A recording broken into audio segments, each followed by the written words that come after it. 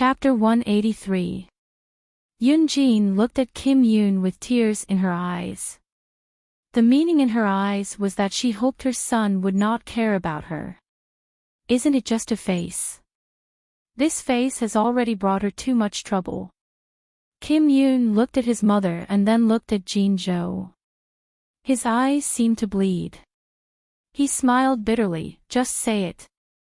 What do you want me to do for you to let my mother go? At this time, there was still blood in his mouth. His voice was very calm, but his heart was filled with grief and indignation. His eyes were sometimes crazy and sometimes desperate. His whole person was in the middle of these two emotional storms.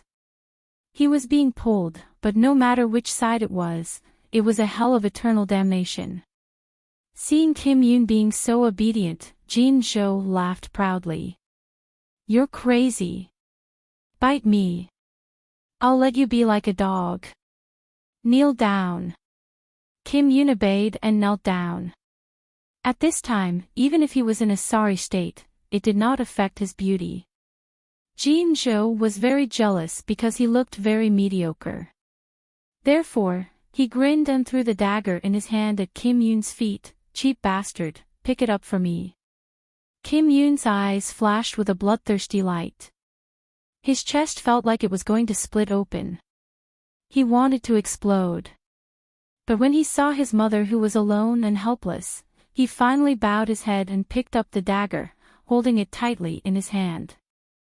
Jin-jo greedily looked at his face, but more than that, he had an impulse to tear and destroy. He slowly smiled. Now, I want you to scratch your own face. How about this, if you scratch it hard enough, deep enough? I'll let your mother go. Otherwise. He looked at Yoon-jin's tear-stained face with lust. Ignoring her resentful eyes, he sneered. Otherwise, I've been thirsty for Yoon-jin's wife for a long time. It's so late, I'm afraid no one will stop me. Kim Yoon suddenly looked up at him. His eyes were deep and cold, as if he came from the abyss of purgatory. He wanted to desperately stab the dagger into the other's heart and tear everything in front of him apart. But he couldn't. He had to endure again. He was once again forced to the edge of the cliff by despair, with nowhere to retreat. In these few short hours, he had been drugged, almost humiliated, and his mother had almost been violated. Now, he had to kneel on the ground and wag his tail to beg for mercy. He sneered. Was there really any hope left in this world? Why was it that no matter how hard he tried, he could only be trampled on? Why was it that when he was full of hope, all that came was despair? He raised his hand and looked at the dagger's sharpness. The coldness of the dagger seemed to come from the depths of hell. Perhaps humans were born into this world to suffer. However, God gave you something called hope in order to let you struggle on your deathbed, everything. It was just a dream. Stab! Jin-jo suddenly roared. Kim Yoon's eyes were filled with despair. If it wasn't for his face, he wouldn't have been fancied by a man. It doesn't matter if it's scratched or gone. The dagger stabbed down forcefully. He used a lot of strength. He hoped that Jin-jo would let go of his mother for the sake of his obedience. But at the same time, the window cracked open and a figure rushed in. Because of the urgency of the situation, she only had time to hold the dagger's edge. Who is it? Ignoring Jin-jo's panic, Gong Yimo looked at Kim Yoon's wide-open eyes. She was greatly relieved. Fortunately. This time. I made it. Who are you? Jin-jo retreated and shouted, Someone come, are you all dead? Quickly catch her. The dagger was tightly embedded in Gong Yimo's palm, but Kim Yoon's breathing became cautious. He hurriedly loosened his grip, but his hand was still stained with blood. The successive shocks had left him completely dumbfounded. He opened his mouth, but he couldn't say a single word. Gong Yimo threw away the dagger. That bloody paw made his heart ache. He subconsciously held her hand, and then gently, he hugged it tightly in his arms. The guards approached. Gong Yimo only raised her head, but those people seemed to be frightened and hesitated. Taking advantage of this, Gong Yimo smiled at Jin Zhou. "Your Highness, you are still here. Do you know that something big happened to His Majesty?" As expected, Jin Zhou was taken away by her words. What? He wanted to see what she had to say. It wouldn't be too late to take her down. Gong Yimo sighed. "Just now when I came over from Xingyun Palace, I heard Eagle King Lu Ye's roar and His Majesty's screams. Then, His Majesty suddenly went silent. I'm afraid." Before she could finish, Jin Zhou hurriedly walked out. He wasn't thinking about saving his father, but if his father died, he could inherit the throne. It was this idiot who abandoned his injured younger brother and took away all his guards. Regardless of whether Jin Ming was still on the other side of the bed, he was crying out in a low and pitiful voice. At this time, his face was pale. Jin Zhou's first reaction was not to call a doctor for him, but to vent his anger on Jin Yun. Thinking about it, it wasn't a glorious thing for them to be in the cold palace. Gong Yimo said to the remaining guards of Jin Ming, "Why are you still standing there? He is in so much pain that he is delirious. If something happens to him, are you waiting to lose your heads?" The guards woke up from their daze. As for finding trouble with Kim Yoon or taking down Gong Yimo, sorry, they didn't think about it at all. Didn't they see that she solved the deadlock with just a few words? Not only did she save the second prince, she didn't even make a move. Moreover, her aura was shocking. One look and they could tell that she was a powerful person. Just a few small fries like them should forget about it. Gong Yimo sighed. At this moment, Yun Jin woke up from her daze and rushed over with a scream. She trembled as she touched her son's face and said with tears in her eyes, "Are you okay? Mother is useless. Mother is sorry." If it was any other time, Kim Yoon would definitely comfort her. But now, he was kneeling on the ground and holding Gong Yimo's hand, causing Gong Yimo to squat and talk. She hissed and glared at Kim Yoon, who seemed to have lost his soul. She said angrily, "If you don't let go, my hand will be crippled. If it leaves a scar, I won't be able to get married." As soon as she spoke, Kim Yoon raised his head and looked at her deeply. His face was still stained with blood, but his eyes were bright. His mouth moved, wanting to say, "If you can't get married, I will marry you." But thinking about it, he was a useless person. What right did he have to say such words to her now? She had saved him many times. He sighed and let go of Gong Yimo's hand. Seeing her take out a bottle of medicine, he quickly took it and helped her wipe it. He cleaned the wound so gently, as if he was holding a rare treasure. Throughout the whole process, he was kneeling. Chapter 184. Yun Jin stopped crying and hurriedly went to fetch some water to help. Only the two of them were left in the room, along with the mess on the floor. Seeing him like this, Gong Yimo knew that he had suffered quite a blow. However, she wasn't good at comforting people, so she pretended to exaggerate. "You don't know. I was doing fine at Xingyun Palace, but I kept feeling uneasy. I suddenly remembered that you wouldn't be able to leave the palace so late at night, so you must be here. As expected, luckily I made it in time." She glanced at Kim Yoon, who didn't react at all and was only busy applying medicine. She paused, then grinned and said, "It's all thanks to my brilliant sixth sense. Otherwise, if your face was ruined, it would be a loss to the 4 countries." Kim Yoon finally looked up at her and asked softly, "Doesn't it hurt?" Gong Yimo was stunned by his question.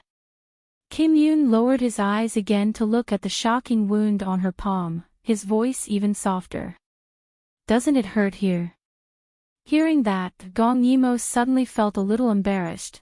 of course it hurts. How can it not hurt? Kim Yoon laughed. Since it hurts, why are you comforting me instead? Gong Yimo answered without thinking. You were wronged outside, and when you came back, your mother cried when she heard it. Aren't you comforting her instead? Gong Yimo didn't think too much about it, but Kim Yoon's heart was in turmoil. It was different from the anger from before. This time, it was a different kind of emotion. His eyelashes couldn't help but flutter as he lowered his eyes, and said in a seemingly unconcerned tone. If you feel pain in the future, you can tell me too. Gong Yimo smiled. She was too lazy to squat, so she sat back on the ground. Her hand was carefully taken care of, and her legs even shook in satisfaction. It's fine. It's just a small injury. She didn't care at all. Minor injuries. Kim Yoon didn't dare to agree. His mother would feel wronged for a long time when her fingers were pricked by needles. She thought that it was a bad sign and felt sad. However, she had 2 big wounds on her hand and said that it was a small injury. It was so deep. It could be seen how anxious she was at that time and how tightly she held on to it. For the first time in his life, Jin Yun felt the feeling of being protected. This is indeed a small injury. Gong Yimo said in a light tone. In her previous life, she had suffered too many injuries, so she was actually very afraid of getting hurt and pain. However, when she was really injured, she was not afraid anymore. Only when Gong Dai was around would she pretentiously snort a few times. Seeing that Kim Yoon didn't answer and looked a little sad, she couldn't help but use her good hand to touch his hair. The number 1 beauty under the heavens. Even his hair was beautiful. It was silky and smooth to the touch, and his gentle appearance made one's heart ache. You don't have to deny yourself and life for these scum. You're much better than them. Kim Yoon's hand that was applying medicine paused. You think that I'm better than them? He smiled bitterly. Perhaps only you would think so. He had no power, no strength. He only had a face. He was a complete weakling. However, Gong Yimo shook her head. You underestimate yourself too much. When you're in adversity, you don't give up hope. When everyone is ostracizing you, you can still use your clever mind to find a way to make money and improve your life. Moreover, you will do your best to help a group of truly weak people. Gong Yimo shook her head and smiled. A person who has the ability to help others, who works hard in adversity, who doesn't give up hope, who is filial and grateful, definitely can't be weak. Kim Yoon couldn't help but look into her eyes. A person's eyes would never lie. However, he only saw the smile in her eyes and absolute sincerity. She wanted to tell him that hope wasn't a lie from God, but something worth believing in. Therefore, she said, you're a sincere and kind person. In my opinion, you're better than everyone in Yuheng. Kim Yoon couldn't help but smile. This smile drove away all the haze, and it was so beautiful that it could shine under the light. His eyes sparkled and were filled with hope again. His smile was so beautiful that Gong Yimo couldn't help but stare at him in a daze. Actually, the reason why I thought of becoming a singer was because of you. Gong Yimo pointed at her own nose in hindsight. Because of me? Yes. He lowered his head, leaving an extremely beautiful arc. Although I thought of many ways to earn money back then, I couldn't make ends meet. The palace was like a bottomless pit. Later, I heard about your deeds. He smiled, a woman who could take care of her younger brother and turn him around in the cold palace, creating such a feat. I suddenly wanted to see how you, who was in the same situation as me, did it. However, I had to earn money and couldn't leave. In the end, I came up with the idea of becoming a singer and traveling around the world. Gong Yimo opened her mouth and couldn't speak for a long time. No wonder she had never heard of the world's number 1 beauty in her previous life. It was because of her that Kim Yoon had a completely different life in this life. Gong Yimou suddenly felt full of confidence. Fate could be changed. Therefore, while she could save the tragedy, she could also fulfill her dreams. She firmly believed. It was late and warm here. However, far away in Daiyu State, the marquee residence was brightly lit at night, with people coming in and out from time to time. Eldest Miss was about to get married, but the marquee mother fell ill. If she really died, Eldest Miss would have to mourn for 3 years. How could the crown prince wait for 3 years? Su Miaolon anxiously looked at the doctor who was walking around in circles in the room. It was late at night, but she didn't feel sleepy at all. How could she fall just like that?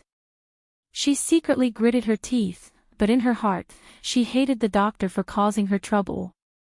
She only needed 5 days. In another 5 days, she would marry the crown prince. She had thought it through. When the doctors came out, she would make them think of all ways to drag it out for 5 days. While she was thinking about how to persuade her father to use the tiger and wolf medicine, she didn't expect a cry to come from the room. Then, an old mama sorrowfully said, "The old lady died." When this voice reached Su Miaolon's ears, it was like a sudden clap of thunder. She only felt that the world was spinning, and she almost fainted. However, she was quickly supported by her mother who had been standing beside her. "Don't panic." The marquis wife, Madame Zhang, whispered. Su Miaolon wiped away her tears. "What should I do, mother? How could she die, how could she?" Madame Zhang hurriedly covered her mouth. Seeing that no one was paying attention, she lowered her voice and whispered in her ear. "No matter what you're thinking now, cry for me. You can't complain." Su Miaolon was already sad, and her mother's words made her even more sorrowful. She didn't die earlier or later, she really died at the right time. Her beautiful eyes revealed a bit of resentment, and she cried in a low voice, as if she was really sad. However, in her heart, she was brewing a sinister plan. She didn't care. So what if she died? The position of the crown prince's wife could only be hers. Chapter 185. With such a huge commotion in the marquee residence, many people were unable to sleep. The news of the old lady's death quickly spread to many people's residences. Qi Manor's lights were still on, and Gong Dai was still awake. At this moment, he was furiously writing on the table. Countless ideas poured out like water. These ideas were given to him by Gong Yimou, and he used them all with ease. Moreover, he created the value that they should have. "But royal sister, where are you?" Just as Gong Dai was about to send the letter to the store manager, he received 2 pieces of news. The first was about the marquee residence. He raised his eyebrows slightly, looked in the direction of the Eastern Palace, and smiled faintly. His good brother, who was known for his benevolence, had something to do with this matter. But in any case, it had nothing to do with him. It didn't matter if Su Miaolon couldn't marry the crown prince. After all, the empress was still alive. Therefore, he threw this matter aside and looked at the second piece of news. There was only one sentence on the second piece of paper. Gong Yimou is suspected to have appeared at the border of Yuheng. He happily read it several times, repeatedly confirming it. Then, he clenched the letter in his hand. His chest rose and fell slightly, and his pair of black jade eyes burst out with light. Royal sister, he finally had news of her. The next day, it snowed heavily in Yuheng. But no matter how cold the snow was, it couldn't compare to the coldness of one's heart. Early in the morning, corpses were continuously dragged out of the Cloud Palace, leaving a trail of blood on the ground. On the dazzling white, there was a shocking red. Only Jin Xing's roars could be heard in the entire hall. He seemed to have gone crazy, and his eyes were scarlet red. Below, the eldest prince, Jinzhou, was beaten to the point of dying. His nose was bruised and his face was swollen, and he couldn't speak. He deserved to be unlucky. Originally, it was late at night, and the Cloud Palace was filled with screams. No one dared to go and look. When it finally calmed down, the first prince rushed over. After asking about the situation, he rushed in under the guise of escorting the emperor. The ugly side of the two men was exposed to the world. His scream also woke up Jin Xing, who was deep in thought. When he realized that he was under a man, his brain was immediately burned by anger. Coincidentally, his hand touched a hard object. When he realized that it was a dagger, he stabbed it without thinking. Poor Rucha was still enjoying himself, but his lower body was in severe pain. He had actually been crippled by Jin Sheng with a single slash. His screams attracted the attention of the guards around him. When they saw the miserable state of their prince, how could they bear it? They quickly fought with the emperor's men. Jin Sheng's face was even more distorted. He struggled to prop up his torn body, and resentfully looked at the culprit, Jin Zhou. He wished he could tear him to pieces. It's over, it's all over. He, an emperor, was actually. If he couldn't kill all of them, how could he still have the face to live in this world? Although Rucha had brought many people, this was Yuheng's palace after all. His men were gradually killed. Jin Xing originally wanted to kill Rucha and the first prince together, but an of Scylla arrived in time and saved the two. Now, Rucha had been sent for treatment, and Jin Zhou was inevitably beaten up. This night could be said to be chaotic. When an of Scylla walked into the main hall, Jin Xing's throat was hoarse from screaming. He sat on the dragon throne and panted violently, thinking, who hasn't been killed yet? So when he saw an of Scylla, who he had always relied on, his eyes were filled with murderous intent. An of Scylla's face stiffened under his gaze, but he still respectfully bowed. His tone was earnest as he said, "Your Majesty, please calm down. Don't fall into that evil person's trap." Jin Xing sneered, but because it touched on his sore spot, his face became ferocious. Evil person. He looked at an of Scylla unkindly. The one who wanted us to cooperate with Lu Yi was you. The one who wanted us to give our son to him was also you. Now, tell me, who is this evil person? An of Scylla broke out in a cold sweat at his words. He knelt down with a thump. "Your Majesty, I'm innocent. Even if you lend this subject more courage, this subject still wouldn't dare to attack you." His eyes flashed with resentment, and he suddenly said, "In this subject's opinion, this matter is the second prince's doing. Otherwise, why would it be Your Majesty instead of him?" Jin Xing narrowed his eyes. "You mean, that little bastard harmed us?" Thinking of this, he flew into a rage. "Guards! Go capture that little bastard and put him to death by 1,000 cuts." Hold on. An of Scylla was delighted. He hurriedly got up and moved forward. "Now that Rucha is so badly injured, if we don't give Lu Yi an explanation, I'm afraid there will be trouble. How about, we push all the blame on to Kim Yun? Let's say that Rucha saw his beauty and wanted to take it by force. In the end, he was injured by Kim Yun, so let's make him the scapegoat. What do you think?" Before Jin Xing could speak, there was a sudden commotion at the door. Kim Yun pushed the guards aside and strode in. He looked at Jin Xing and said, "Imperial Father, are you still going to be deceived by him? Why don't you think that he's the one who schemed against you? You're slandering me." An of Scylla looked at him gloomily. "Guards. How are you guarding the door? Quickly take him down." But this time, Jin Xing strangely didn't listen to him. Instead, he looked at an of Scylla coldly and motioned for Kim Yun to continue. "Imperial Father, let's not talk about anything else. Let's talk about the power in the palace. Who else can play you and Prince Lu Yi together in the palm of their hands? He smiled bitterly, but his eyes looked coldly at an of Scylla. He faintly said, if I had the ability, last night, I wouldn't have been. Speaking of this, his eyes were filled with grief and he couldn't continue. Jinxing remembered that his son didn't have any power in the palace. The only ones who could do this were an of Scylla and Jin Zhou, who were highly valued by him.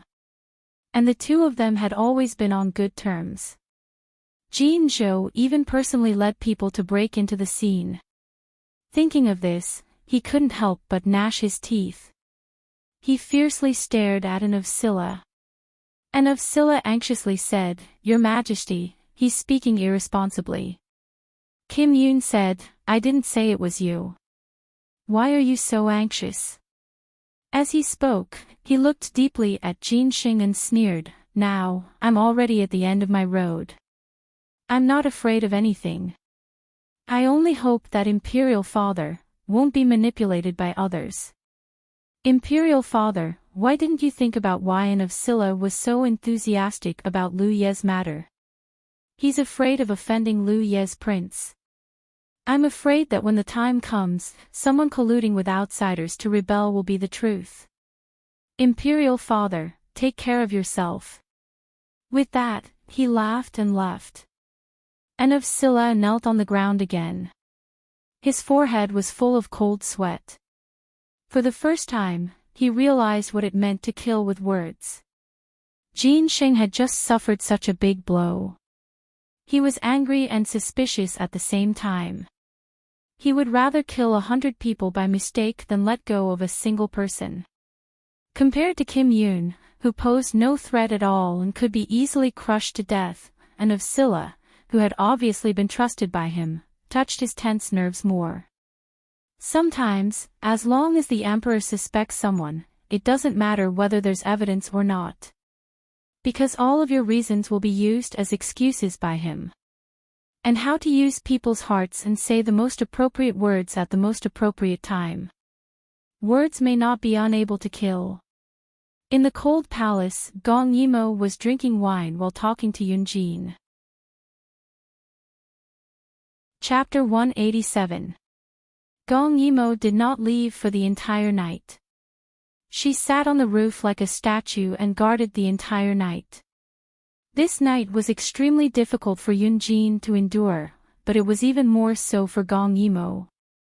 Listening to the cries that did not stop for the entire night, she suddenly felt that she might have done something wrong. For such a person, she might be weak and useless, or she might be a crybaby. But she was also clean and pure. She was the first person who dared to tell her that she did not want to receive the Emperor's favor because he was ugly. Gong Yimou remembered a few days ago when they were chatting. She secretly said that she wanted to go to the folk music hall to dance again. She said that was when she was at her most beautiful and everyone fell for her dance steps. She really wanted to go again. Perhaps she was indeed causing trouble for Kim Yoon, but Kim Yoon was also happy to endure it. This kind of cute and fragile woman really made people unable to not protect her. The next day, when the Emperor left, he had a smile on his face. The haze between his brows was dispelled. Gong Yimou coldly watched him walk away and quickly jumped down. When she entered the door, Yunjin was putting on her clothes. She was shocked and tightly covered her chest like a bird startled by the twang of a bow. Gong Yimou saw the bruises on her body and her eyes were filled with anger that she could not control. Jinxing, that dog emperor, did he know how to treat a woman with tender feelings? Seeing that it was Gong Yimou, Yunjin was a little embarrassed and wanted to tidy herself up. But there was not a single part of her body that was intact. What was the point of covering up? These ambiguous marks made her feel ashamed. Seeing Gong Yimou sit over, she could not help but shrink into the bed. Don't move. Gong Yimou suddenly grabbed her. Under her palm, her body trembled slightly. She did not know if it was because of fear or because of the lingering fear from last night. Gong Yimo comforted her and then slowly pulled off the blanket in front of her chest. Together with half of her clothes, she exposed her to her eyes, delicate and fragile. Seeing that Gong Yimo was looking at her without saying anything, Yunjin said shyly, "Your Majesty, he has already promised me. He said that he will not send Yun to Lu Yi." There was a little pride in her voice, as if she had already forgotten how she cried miserably last night and how she was treated.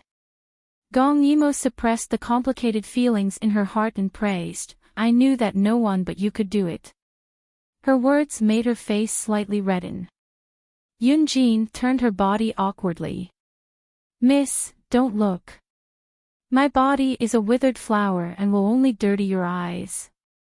Gong Yimo took out a bottle of medicine. Madame Yunjin's body must be the prettiest in the world. Otherwise, how could she have given birth to Kim Yun? Her fingers were coated with the medicine. The moment she touched her skin, Yunjin could not help but tremble. She closed her eyes tiredly. She actually allowed Gong Yimo to do whatever she wanted. The faint fragrance of the ointment soothed her expression quite a bit. Her nerves, which had been tense since just now, also gradually relaxed. She suddenly said, "Miss, you did not leave last night, right?" Gong Yimo paused and softly said, I knew it." Yunjin smiled. With her eyes closed, her smile looked a little miserable. She suddenly said, "Actually, there were many times last night that I could not take it and wanted to ask you for help." Gong Yimo could not help but breathe lightly. She was almost holding her breath as she listened to her. "I knew that as long as I shouted, you would definitely come to save me. You even lectured Yun the last time. Miss, you are also a person who does not care about the consequences sometimes."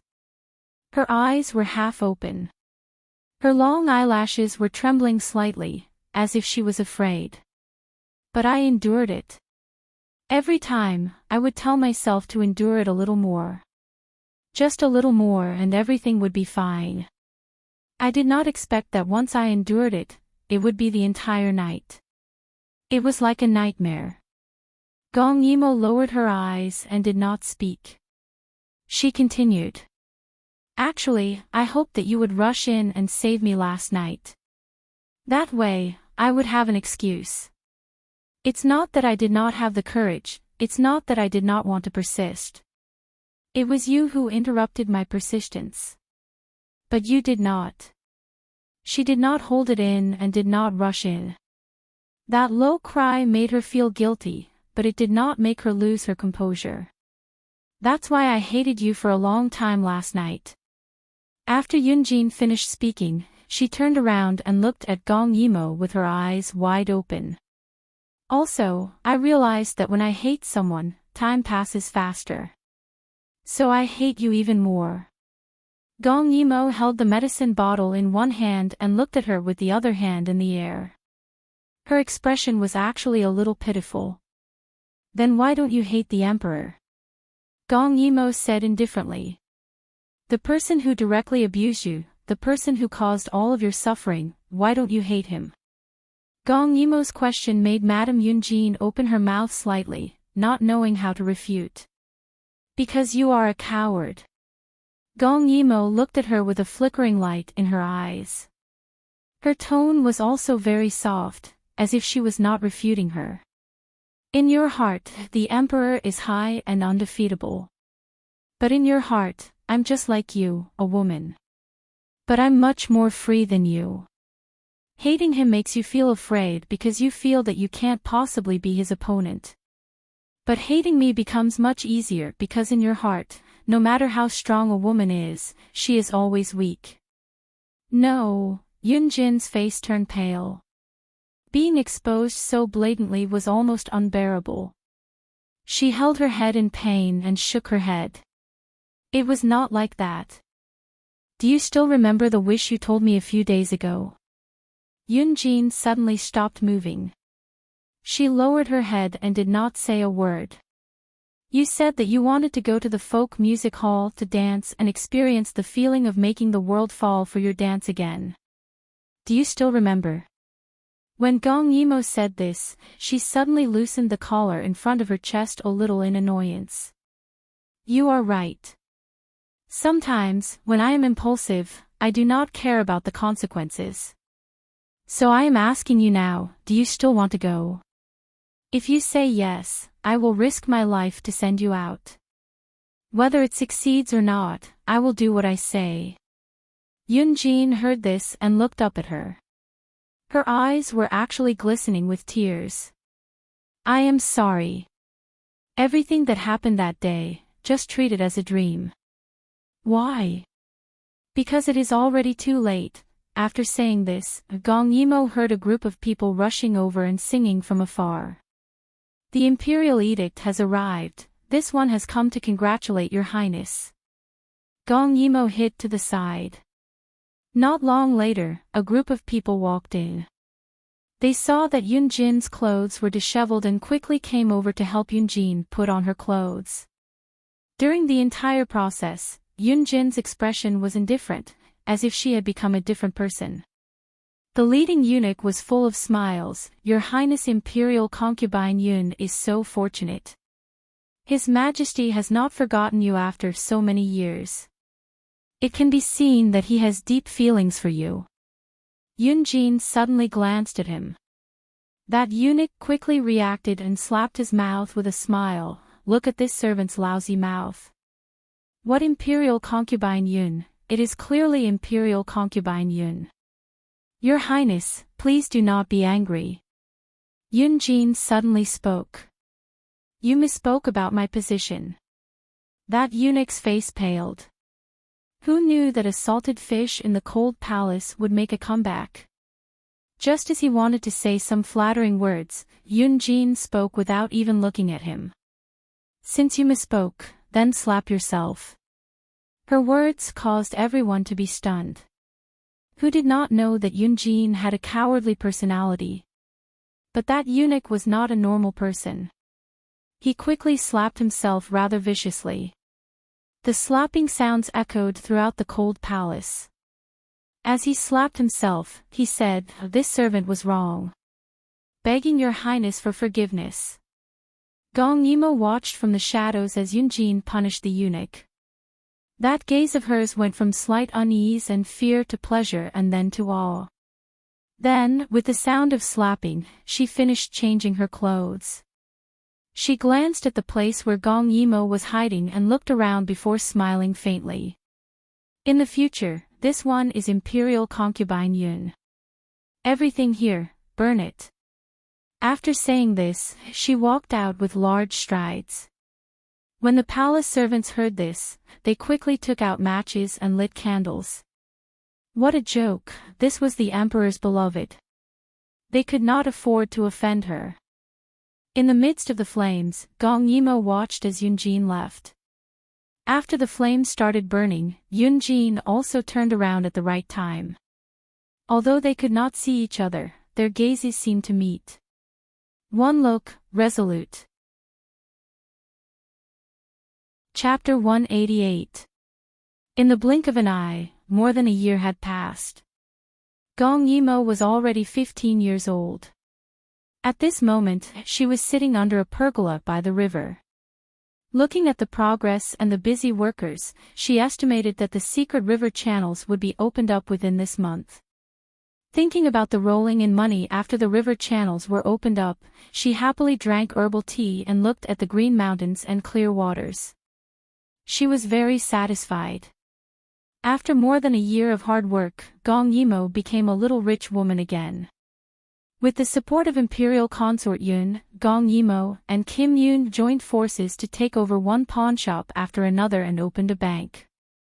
In this year and a half, the emperor basically spent most of his time at Yunjin's place. Pillow talk was also free. When a country was mobilized, it was very powerful. In addition, Kim Yun was very generous. Although the bank was still in its early stages, it earned a lot of money every day. Kim Yun finally lived a temporarily stable life. However, all of this was built on his mother's sacrifice.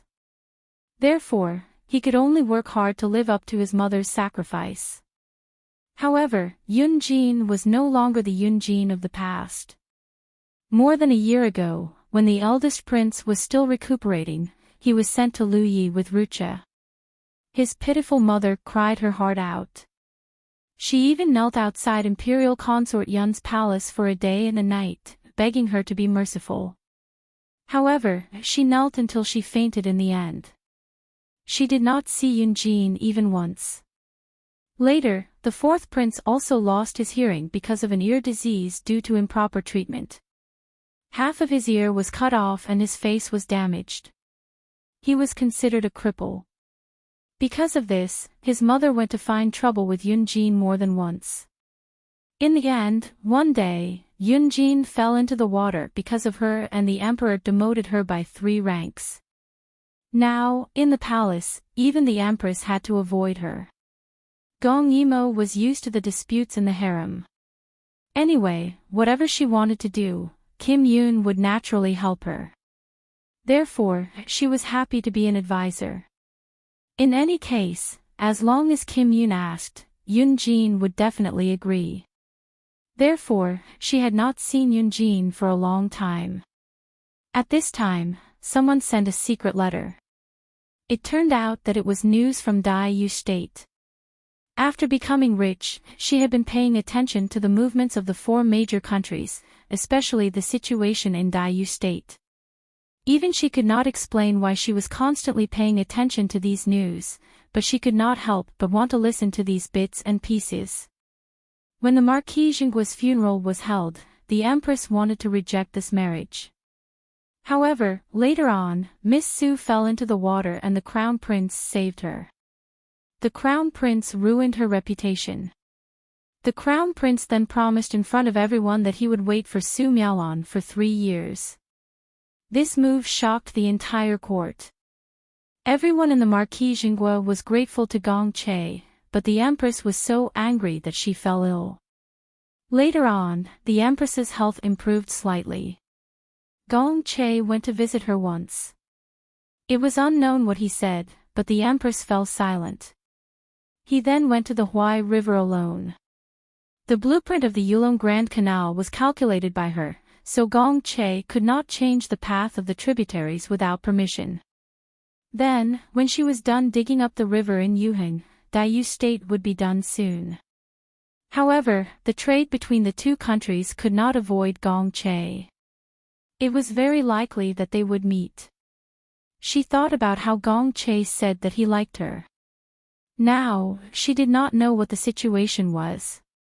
Of course, in Yuheng, she heard news about Gong Dai the most. He seemed to be purposely making his presence known. She did not need to deliberately ask around to hear about his deeds. For example, he saved the emperor from the jaws of a tiger on the hunting ground. He served the emperor until he fainted when he was seriously ill. He was also given a treasured sword by the emperor to purge the corrupt officials. Countless houses were confiscated. Every time there was a bloodbath at the market, it was he who presided over the court.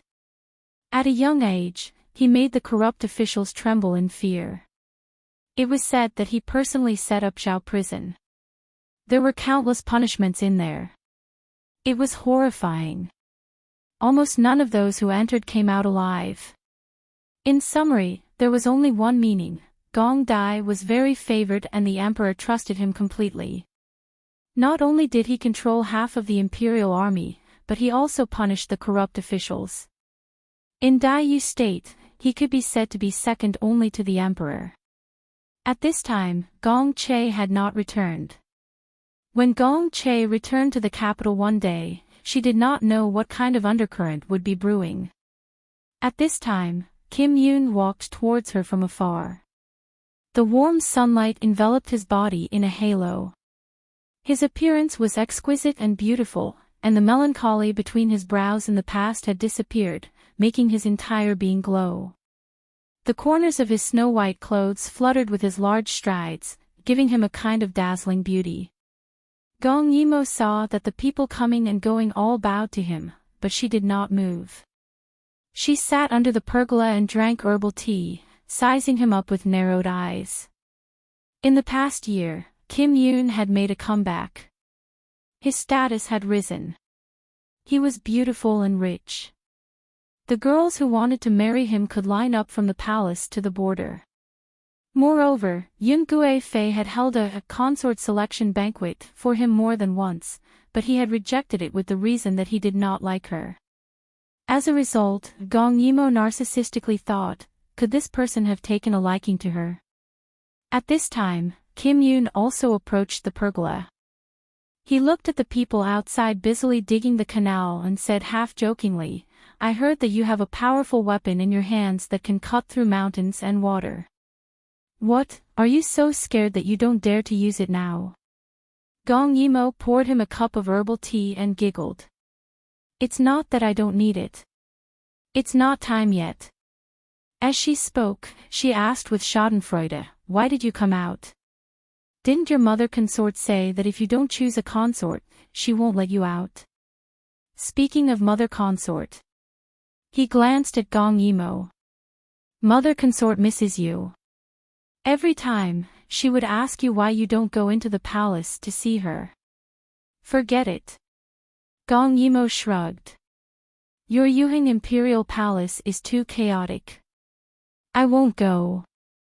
Today, Yuheng Imperial Palace could be said to be extremely extravagant. They imitated the ancient people in digging wine pools. All the palace servants in the wine pools could only wear light muslin. Moreover, they were all beauties. Everywhere was filled with the fragrance of wine and meat and the scent of women's cosmetics. Moreover, the music was incessant. It made people immersed in it, unable to see the light. It was said that Jin Sheng was addicted to it every day. Now, even the memorials were read by Kim Yoon. Speaking of this, Kim Yoon smiled embarrassedly. He also did not know what to say. His mother consort had changed. She was clearly the same person, but sometimes, he felt a little scared. For example, imitating Shang Zhou's wine pool and meat forest. It was Yun Jin's request. Only, she still cared about him. But sometimes, the way she looked at him was strange. There was a feeling that he could not describe. At this time, Gong Yimo raised her cup and faintly said, You have to be careful of your mother consort. Kim Yoon smiled. Just as he was about to say that she was joking, Gong Yimo said another sentence. This sentence, I'm serious. She looked outside and revealed a meaningful smile. A weak person could not suddenly become brave and strong. The only way she could become strong was to twist and finally become abnormal. Let's not talk about this. Kim Yoon suddenly changed the topic. I can't leave these 2 days, but I have already sent a letter to Dai Yu State's crown prince. I told him about the cooperation of the canal. He is very interested and asked me to send someone to contact one of his subordinates. That person is in charge of repairing the tributaries that we need. I hope that you can meet him in my place. Chapter 189. Kim Yoon smiled again. This is a serious matter. Other than you, I really don't have a better candidate. Gong Yimo was a little hesitant. She was going to Dai Yu State, and she was going to meet Gong Che's people. Although, the people who followed Gong Che during the construction of the canal were all replaced by Gong Che, it was hard to guarantee that they wouldn't be familiar faces. If she went, even if she disguised herself, it would be a little dangerous. Seeing her hesitation, Kim Yoon looked at her and said a little forcefully, It's settled then. This matter belongs to none other than you. You'll make the trip for me. Gong Yimo thought that it shouldn't be a big problem, so she agreed. Moreover, her people had given up because they left in a hurry, and because they were afraid of being found, they hadn't contacted each other for more than a year. This time, they could contact each other and restart the plan. After settling this matter, Kim Yoon seemed very relaxed. It was still better here. When he was in the palace, he was almost out of breath. However, Gong Yimo put down her cup and said in a low voice. Before I go, I have a very serious question to ask you. Kim Yoon glanced at her and raised his cup to drink tea. Although he didn't need to be a singer anymore, the moment he glanced over, his eyes moved, and it was a stunning sight. Gong Yimo wasn't moved by his beauty and said seriously, I want to ask you something. I want to ask you, is it because you like me that you refuse to get married again and again? There was a pft sound. Fortunately, it wasn't directed at Gong Yimo. He wiped his mouth with a slightly red face and glared at her. What nonsense are you thinking about now? Gong Yimo looked at him with a smile, but deep in her eyes, there was a serious look. I just want to confirm. If it's really because of me, I won't be wronged if the imperial concubine finds trouble with me in the future. Hearing this, Jin Yun gradually withdrew his smile and looked at her deeply. It's not because of you. Then, as if to emphasize something, he said it again. It's not because of you. Gong Yimo nodded in satisfaction when she saw that his answer was so straightforward and his expression didn't seem to be fake. Then I'm relieved. Hey, I won't be here for the construction. Remember to get someone else to keep an eye on it. I'll go pack up now and head to Daeju State. Seeing her so excited, Kim Yoon suddenly pulled her with some hesitation. Are you coming back? Gong Yimo was baffled by his question, but at the same time, she sighed. Of course I'm back. She blinked. For the time being, there was no place for her in Daeju State. Kim Yoon heaved a sigh of relief and gradually let go of his hand. Watching her walk away step by step, Kim Yoon held his heart and sighed. He would never admit that he liked her. Because she was like an eagle in the sky. She was not someone he could have. Therefore, all he had to do was to protect them. He could tell everyone in the world that he didn't like her. As long as he knew in his heart that it was a lie, that was enough. Gong Yimo changed her clothes and darkened her face. However, she still felt that this wasn't enough. She drew thick eyebrows and even dotted a mole on the side of her face. Her entire aura changed. She looked like a strategist who had traveled extensively. This was also her experience in disguising herself over the past year. This wasn't the first time she had wandered around Daeju State, but no one had recognized her. Firstly, it was because the people at the border didn't recognize her. Secondly, her skills were superb. However, she might have to meet some acquaintances this time, so she had to be more careful. It was actually very easy to disguise herself. The real challenge was to imitate a person's temperament. For example, a scholar had to imitate his refined, weak, and somewhat noble temperament. For example, a performer had to imitate his seemingly cold, arrogant, and inferior aura. His eyes had to be full of contradictions. After a period of practice, Gong Yimo could already act as an old man without makeup. Her expression and actions made it seem as if she had been possessed by an old man.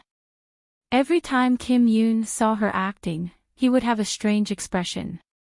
She had a lot of fun. With her life's ups and downs, this kind of disguise was very easy for her. Therefore, this time, she hypnotized herself in her heart. She was a strategist who had traveled extensively and was meticulous. She definitely wouldn't be recognized. She set off just like that. She headed all the way south. Her destination was Daeju State. Meanwhile, in the Qi Manor in the capital, there were more than 20 people kneeling on the floor of the bedroom. They had clearly just returned from court and hadn't even taken off their official robes. Judging from their ranks, they were all important officials ranging from 1st to 4th rank. A youth was lying on the bed. Although he was a youth, his aura was far more stable and cold than an adult's. Although he was an adult, his eyes were cold and clear. At first glance, he looked like he didn't know anything about the world. If there were outsiders here, they would definitely find it strange. Just who was this youth? Why was it that when he didn't speak, the people kneeling on the floor were already so afraid? What did you say just now? The moment the clear and unique voice sounded, the temperature in the room suddenly turned cold.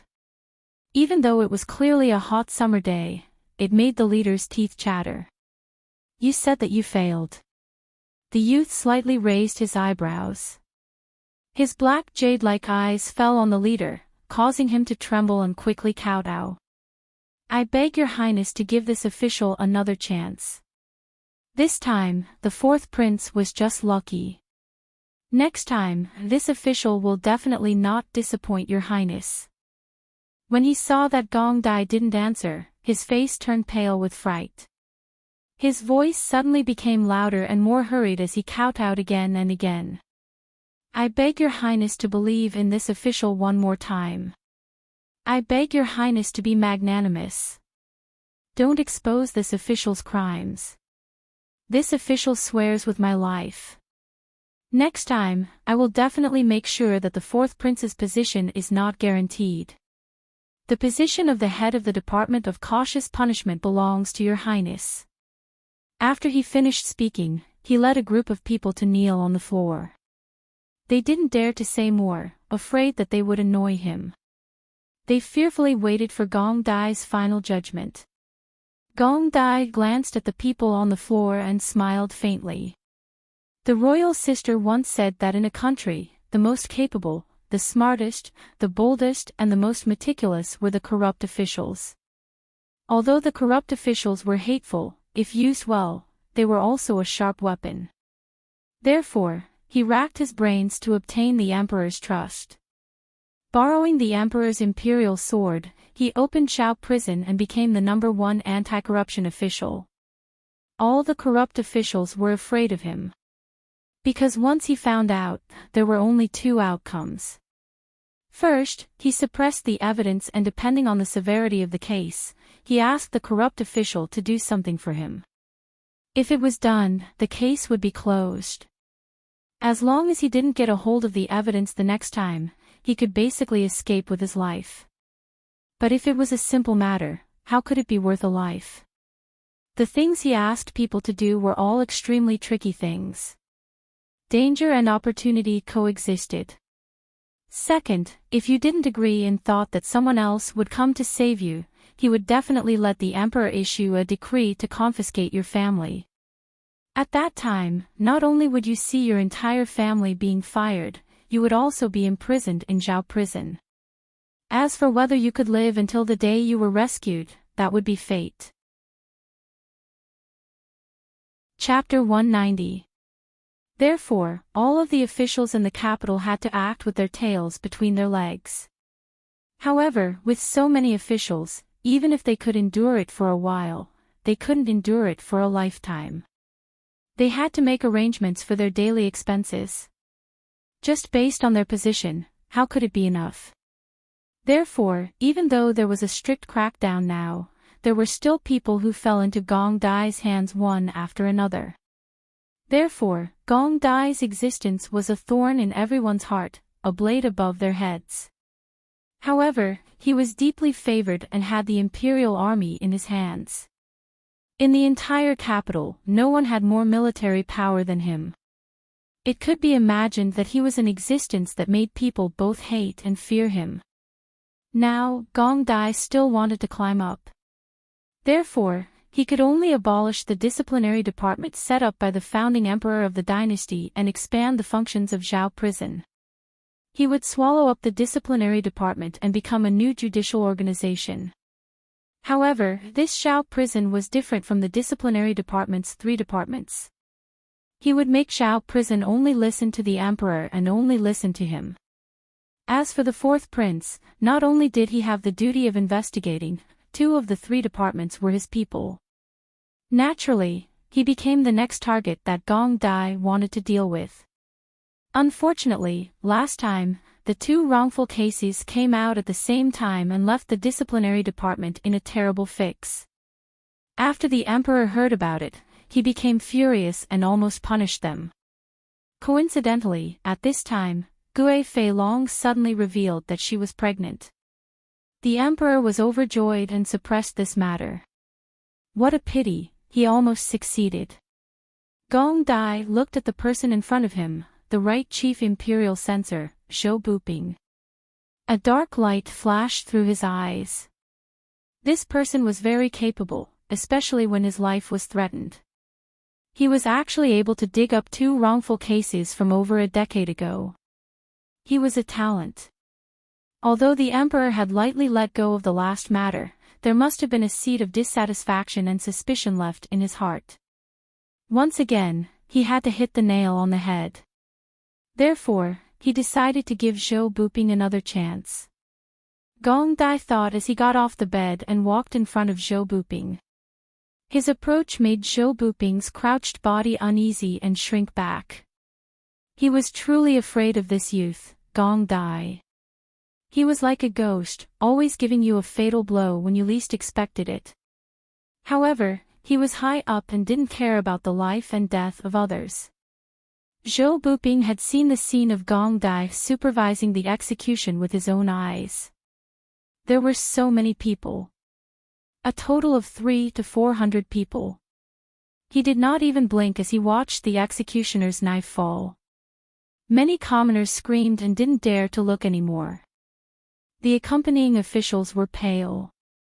Only he had a smile on his face. He seemed to be very happy. At that time, he understood that he could not afford to offend this young man. However, as luck would have it, Gong Dai still managed to trace it back to him. Back then, in order to get promoted and earn more money, he had embezzled a large sum of money. That money was meant for disaster relief, but in the end, all the rice sent to the disaster area was rotten rice. Many of them could not be eaten anymore, and many people starved to death. He thought that all these years had passed, but he did not expect that he would still be found out and fall into the hands of Gong Dai. Thinking of this, he buried his head even lower, his heart pounding against the ground. The closer Gong Dai got, the faster it jumped. He could clearly feel that the lives of those involved in the case were now firmly in Gong Dai's hands. Life and death in a single thought. Every second was torture. You want me to give you another chance? He did not refer to himself as a prince or this king, but used the word "I" lightly. However, this did not make them feel close to the young man. Instead, they felt that he was even more unfathomable. The young man's toes were less than an inch away from his forehead. Zhou Buping did not dare to raise his head and used an extremely cautious and careful tone to plead. We beg your highness to be magnanimous and give us another chance. As soon as he finished speaking, the people kneeling behind him cried out in unison. We beg your highness to be magnanimous. Gong Dai smiled faintly. Since that is the case, I can give you another chance. When he said this, Zhou Buping could not hide his excitement. He hurriedly raised his head. When he raised his head, he met the other party's condescending gaze. Those eyes were faint and carried a trace of danger. Only, I have one more thing that I want you to do. Zhou Buping's heart trembled. He bowed again and said, Your Highness, please instruct us. We will do anything. Gong Dai smiled faintly. His slender figure slowly walked back to the bed and sat back down. Isn't Imperial Concubine Long pregnant with a dragon descendant? But at this juncture, isn't it too much of a coincidence? He saw that Zhou Buping's body had suddenly tensed up, and he smiled somewhat strangely. Almost all of your families have daughters in the palace, and you also have spies in the palace. I hope that you can check the authenticity of this. This won't be difficult, right? Thinking of Imperial Concubine Long's iron bucket defense, Zhou Buping wiped the cold sweat on his forehead and said, It's not difficult, it's not difficult. Gong Dai nodded in satisfaction. If that's the case, you may leave. When they heard this, they felt as if they had been pardoned. But when they thought of the new task, they felt a little heavy. But on one side was their lives, and on the other side was an adventure. Their lives were more important. Moreover, Gong Dai never mistreated those who worked for him. This was one of the comforts. After everyone left, Gong Dai rubbed the space between his eyebrows and felt a little impatient. At this moment, Lo Chi walked in quietly and brought a piece of news. Your Highness, according to the spy's report, the tributaries you mentioned are almost at the border with Yuhing. Gong Dai's black eyes lit up, and his spirit was lifted. Back then, in order to persuade him to help build the canal after he returned from the West Continent, Gong Yimo had told him her plan. Therefore, even though Gong Yimo's whereabouts were unknown, he could still wait for her at the place where she would appear. There was news that Yuhing was also building the canal, and it was in the direction of Daiyu State. Then, in the territory of Daiyu State, she would definitely not let go of the tributaries that were built according to the blueprint she had left behind. Therefore, it didn't matter where she was in Yuhing, or whether she was working for the second prince of Yuhing. As long as she hadn't given up on her plan to smuggle herself into Yuhing, he would have a chance to meet her. Thinking of this, he quickly got up and prepared to leave the residence. Lo Chi asked, Your Highness, what are you going to do? Enter the palace.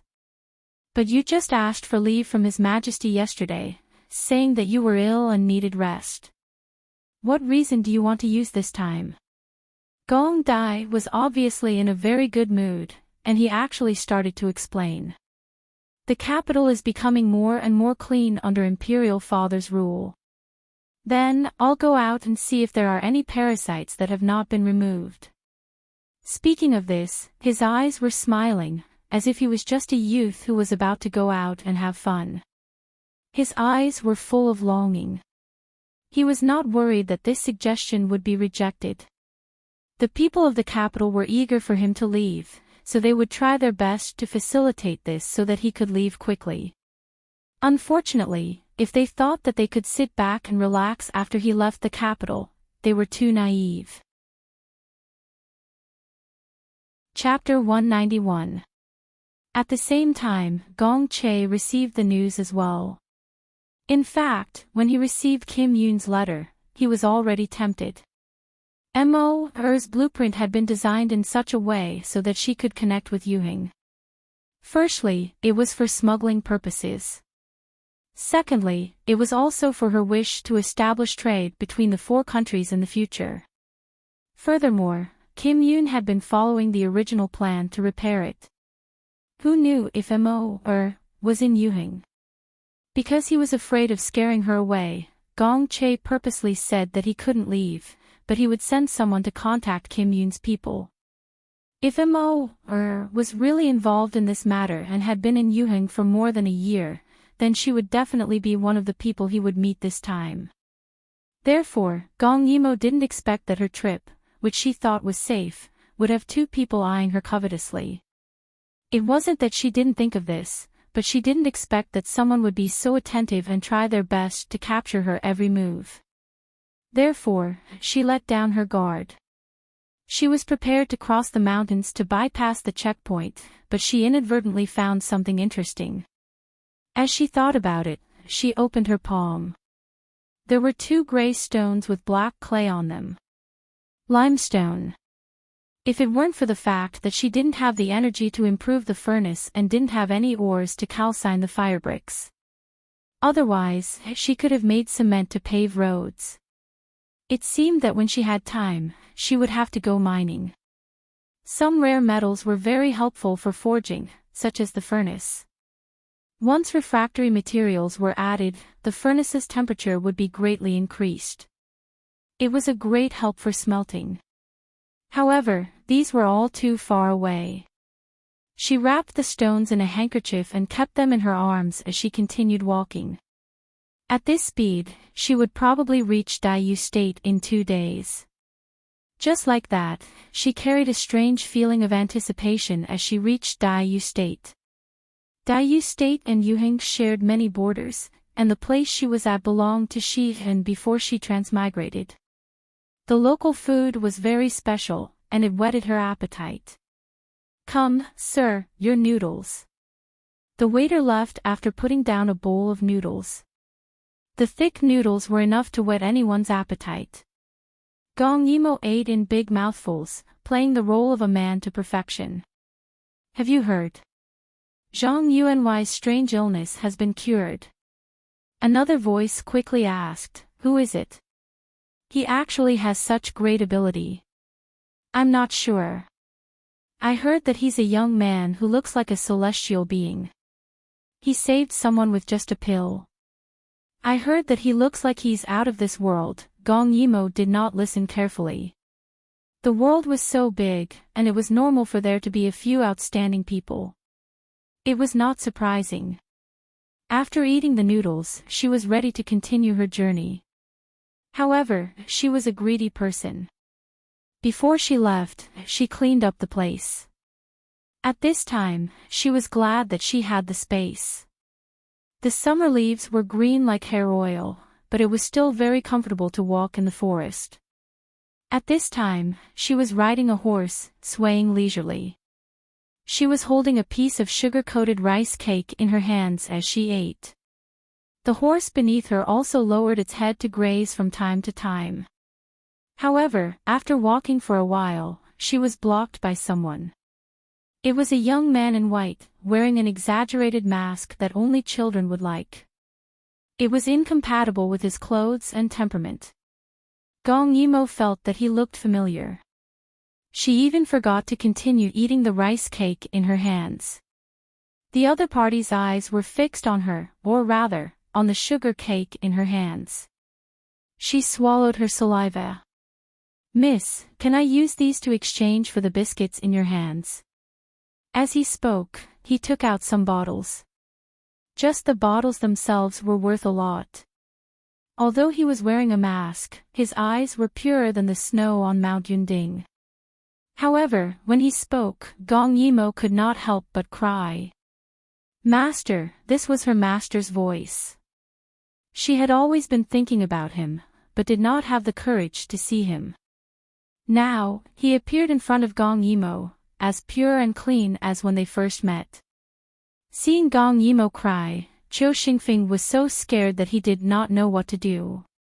He did not understand why the girl would cry just because he wanted to exchange food with her.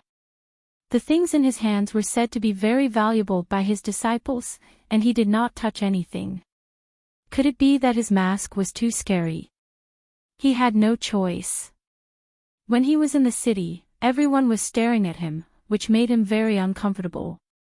That was why he chose such an ugly mask. It must have scared her.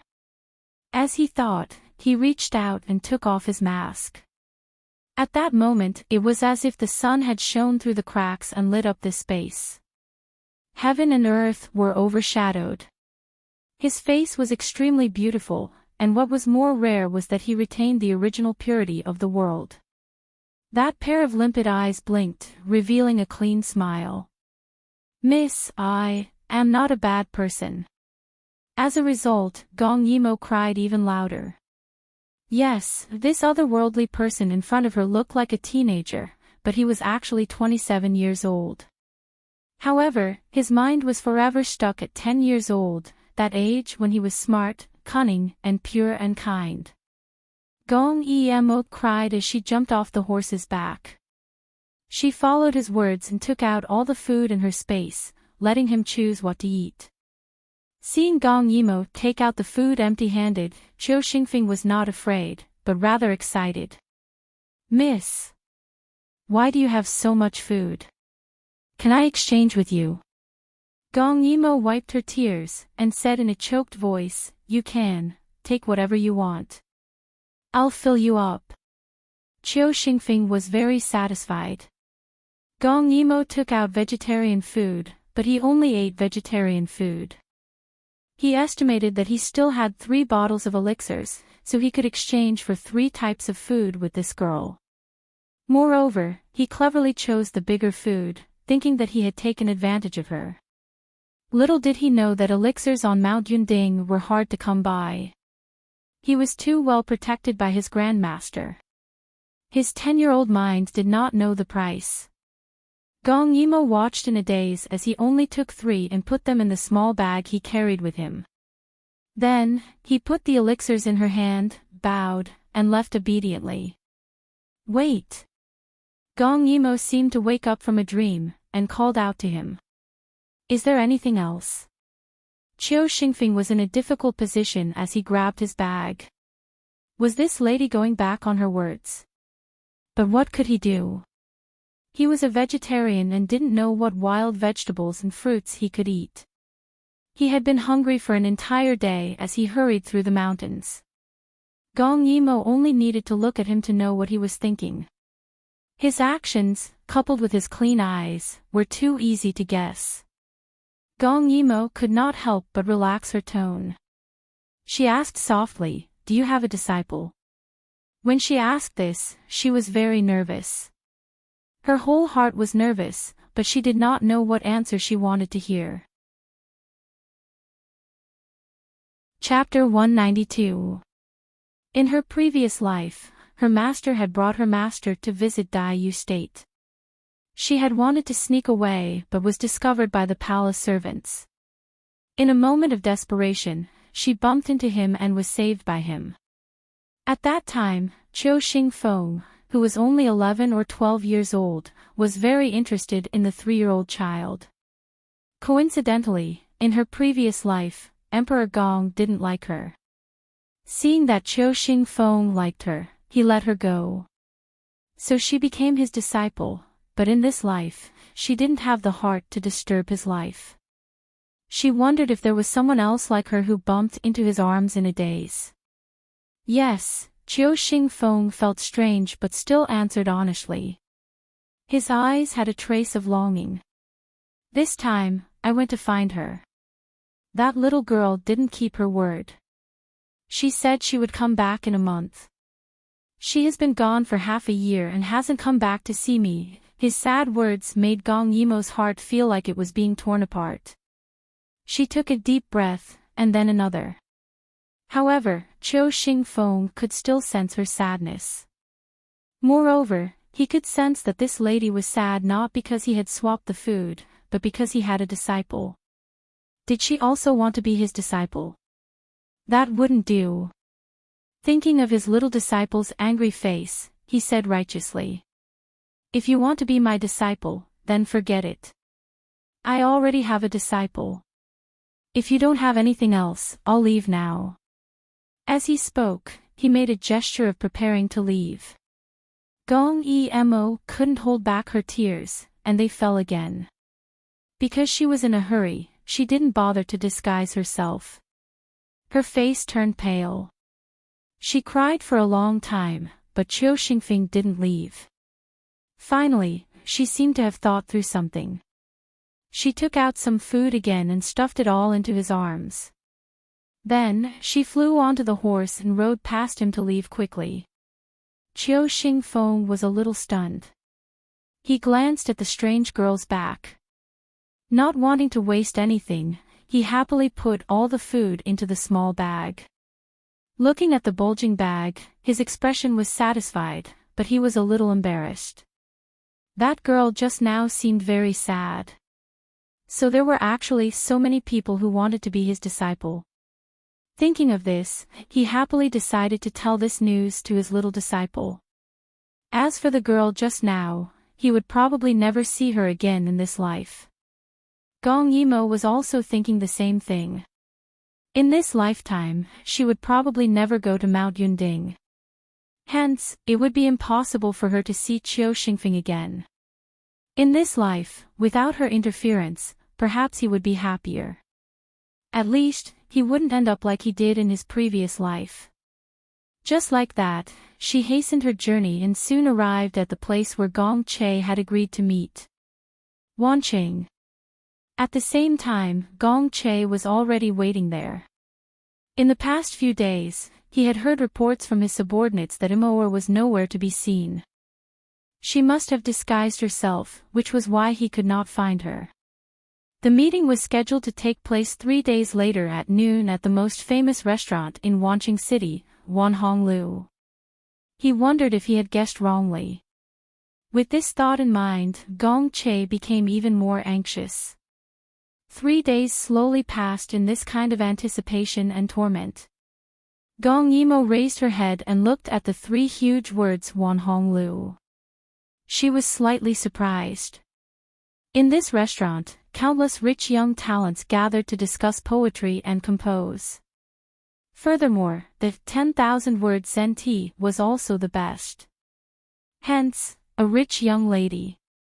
A short man beside Gong Yimo was somewhat expectant and a little afraid. He also raised his head to look at the signboard and muttered, "Can I really go in?" This was a place where only rich talents could come. A poor scholar like him wouldn't be discovered and chased out, right? Gong Yimo said lightly, "What I asked you to memorize last night, you just have to memorize it. As for the rest, don't worry." As she spoke, she tossed a silver ingot to him. "This is the deposit." Looking at the silver ingot in his hand, the scholarly Huai felt a lot more confident. He then went in. Immediately, a waiter came to receive him and he was led to the appointed room. Gong Yimo watched from behind with an indescribable expression. She was careless, but at this moment, she was cautious again. However, she didn't think too much about it. Instead, she felt that this matter was of great importance. If Gong Che came personally and she suddenly met him, how awkward would that be? However, perhaps he wouldn't be able to recognize her. Gong Yimo touched her face and felt a little more confident. The poor scholarly Huai was led to an extremely luxurious private room. He looked around curiously, but remembered Gong Yimo's words and restrained himself. Not long after, a young man walked in. When he saw Li Huai, he first frowned and then sized him up with an inquisitive expression. "Nice to meet you. This humble one is Su Yuan. May I know this brother's name?" Li Huai was somewhat at a loss as he hurriedly stood up and bowed. "This humble one is Li Huai. Greetings to young Master Su." Gong Yimo was sitting in the hall downstairs. When she saw that the person who came was Su Yuan, she couldn't help but feel a little surprised. Her eyes followed Su Yuan up the stairs. She didn't expect that he was actually following Brother Crown Prince. She looked at herself and felt that Su Yuan definitely wouldn't be able to see through her disguise. Why not meet him? However, after thinking about it, she decided to wait a little longer. When Su Yuan saw Li Huai, he felt very disappointed. Of course, there was someone who was even more disappointed than him, and that was Gong Che, who had already arrived at the secret room next door. He had been sizing Li Huai up from the moment he came in, but he didn't see a trace of Mo on him. He originally thought that he was someone that Mo had sent to test him. Who knew that although this Li Huai looked timid, when he asked some questions, he spoke in an orderly manner and had quite the literary talent. In his disappointment, Gong Che stood up and left. When he was leaving, he passed by the hole. As he was feeling gloomy, he didn't raise his eyes to look. At this moment, a violent cough was heard. He subconsciously looked over and was shocked to find that the person's back seemed a little like Mo. He carefully stared at that person and took a few steps towards her. Who knew that in the next second, the person who was coughing suddenly slammed the table and scolded. "Waiter! Come over here. Did you serve wine for this young master? I think it's horse piss." That vulgar and rough male voice disappointed Gong Che once again. His footsteps towards her stopped, then he flicked his sleeves and left without looking back. At this moment, the waiter came up with a wronged expression. "Sir, this is the best wine in the shop." When Gong Yimo saw that Gong Che had left, her tense back suddenly relaxed and she let out a long sigh of relief. Only the heavens knew that when she heard Gong Che's footsteps approaching, she was about to explode. Her small hands quickly patted her chest to relax, then she stuffed an ingot of silver into the waiter's hands. Sorry, I was just joking. I'm really sorry." Although the waiter was baffled by her apology and received the silver, he still left satisfied, leaving Gong Yimo lying on the table speechlessly. Gong Che, he really came. Chapter 193.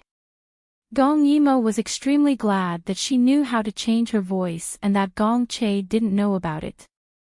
She cleverly waited downstairs for a while before going up. Otherwise, wouldn't she be caught red-handed? She didn't understand why she was afraid of Gong Che. No, she was subconsciously avoiding him. It was probably because his eyes were too sorrowful when she asked him to have a child soon. It left a lingering impression in her heart. After calming herself down, Gong Yimo stood up and walked upstairs.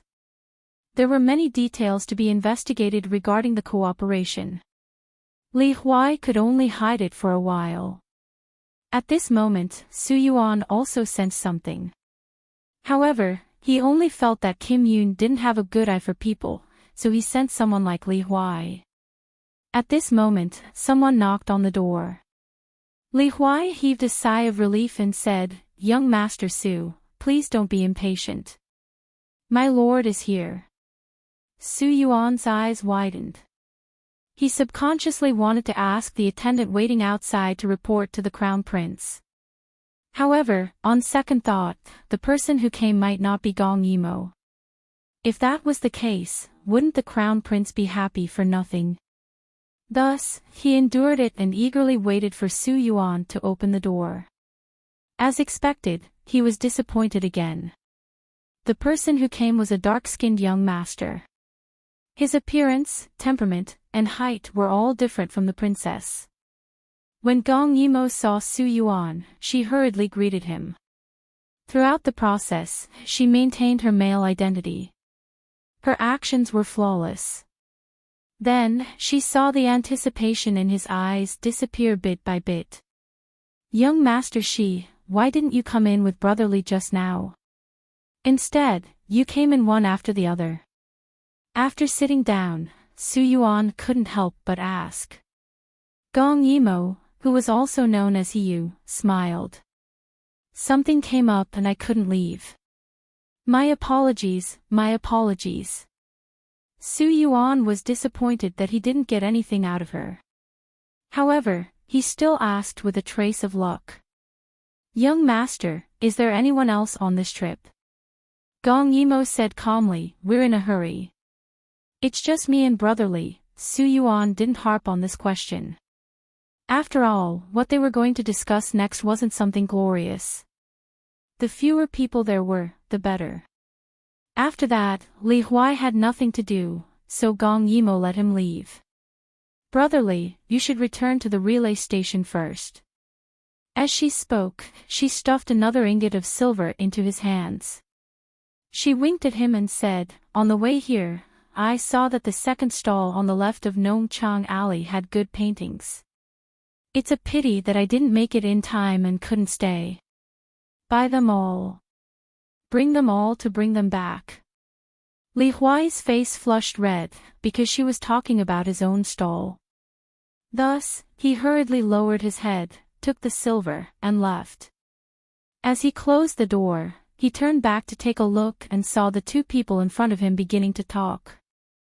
They were obviously dressed very low-key, but their words and actions, their expressions, and their mannerisms were clearly not ordinary people. This kind of people, he actually had the chance to come into contact with them.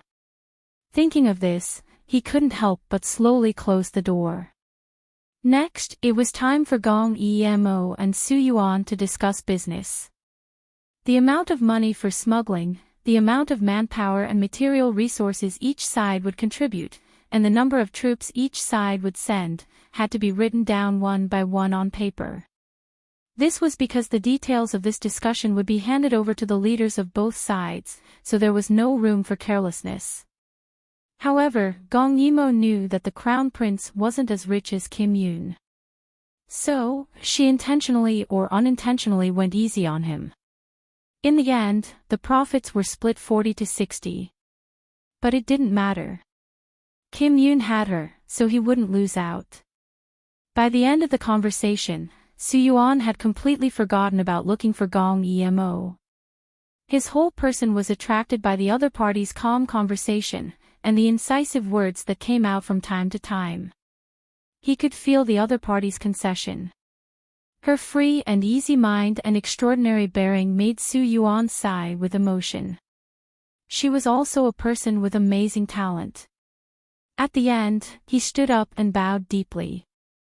"Thank you, young master. I'll pass this brief discussion to my master.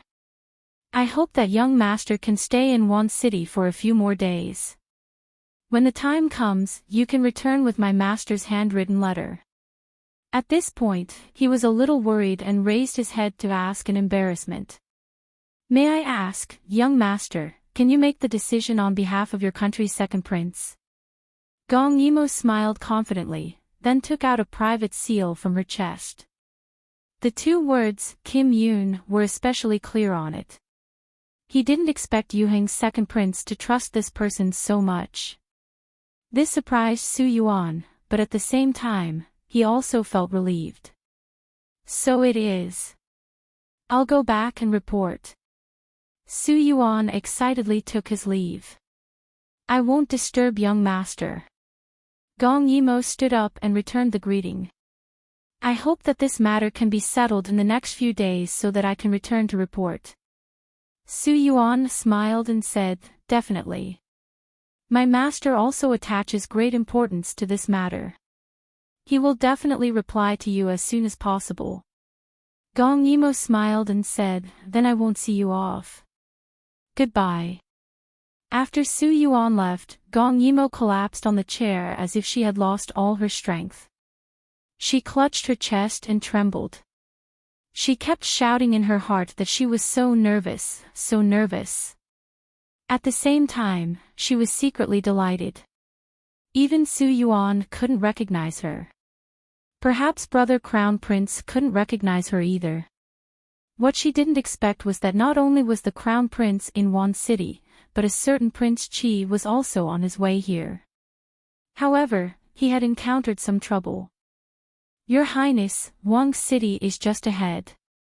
At this speed, we will reach Wang City in the evening of the day after tomorrow." Although Gong Dai was already a prince, he wasn't even 15 yet, so everyone still called him Your Highness. Gong Dai's lips curled up happily. He could feel that he was getting closer and closer to the royal sister. At this moment, a horse galloped in their direction.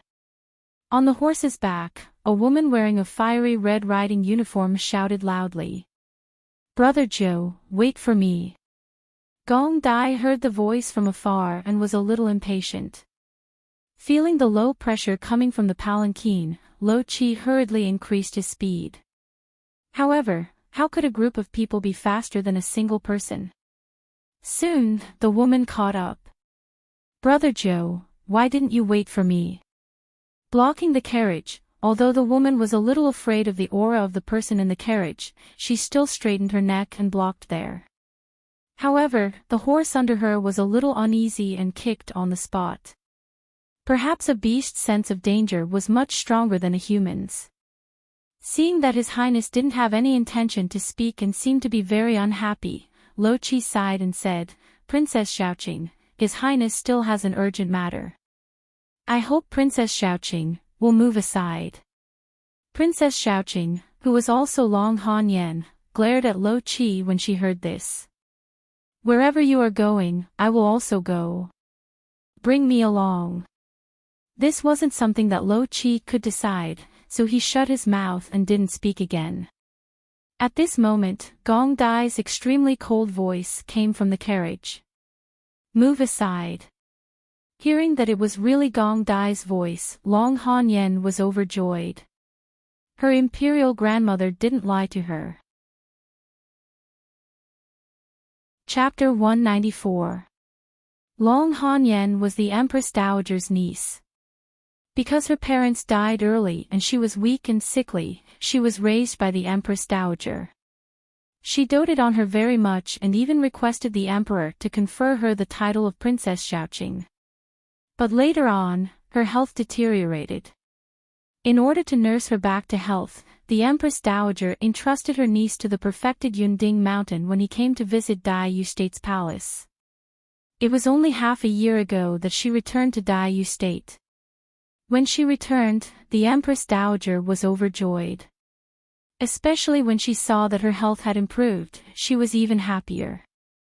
So even if her behavior was like a woman of the pugilistic world, she did not restrain her. Moreover, seeing that she was already 16, she hurriedly wanted to find a husband for her. Who knew that she did not fancy anyone but fell for Gong Dai at first glance. This person made the women in the capital somewhat afraid when they mentioned him. He had raided too many houses, and whenever he raided their houses, the fate of these women was especially tragic. So in front of fear, their feelings for his little girl faded and only fear was left. However, Long Han Yen relied on the Empress Dowager's favor and chased him several times. This time, she even chased him out of the palace. If they were in the palace, Gong Dai might still give her some face. But now outside the palace, Gong Dai slightly narrowed his eyes. If she did not know how to appreciate favors, although it would be troublesome, it was not impossible to make a move. Seeing that Gong Dai was so heartless to let her leave and was not the least bit moved, Long Han Yen was somewhat discouraged and also somewhat indignantly raised her neck. I won't let you. She was a chivalrous woman, not those unmarried women in the capital. She was not afraid of him. Who knew that a short sword would suddenly shoot out from the sedan? It was too fast and she was completely caught off guard. In the end, when the short sword pierced the horse's body, the horse below her gave a sad cry and immediately jumped out. Long Han Yen was caught off guard and tightly grasped the reins. She turned around and saw the carriages continue to move forward. She hurriedly let go of her hand and used Qinggong to land on the ground. However, she deliberately twisted her foot and fell to the ground. She cried loudly, Aya. Ninth brother, Wu, my leg is broken. Lo Chi took a look and was somewhat hesitant. But only one cold word from Gong Dai rang out from the carriage. Let's go. Even if he fell to his death, he wouldn't turn around to look, let alone break his neck. Seeing that the carriage didn't stop, and that her Qinggong wasn't good enough to catch up to the horse, she couldn't help but hammer the ground in frustration. I don't believe it. I can't catch you. Wancheng Manor. Hearing Su Yuan's report and his high evaluation of that person, Gong Che looked at him strangely. That Li Huai looks very ordinary to me. Who would have thought that he would catch your eye? Su Yuan slapped his head and laughed, look at me. Wrong, it's not the Li Huai from before, it's someone else. Gong Che quickly asked, the other one. He asked anxiously, who is it? Knowing what the crown prince was worried about, Su Yuan couldn't help but lower his head.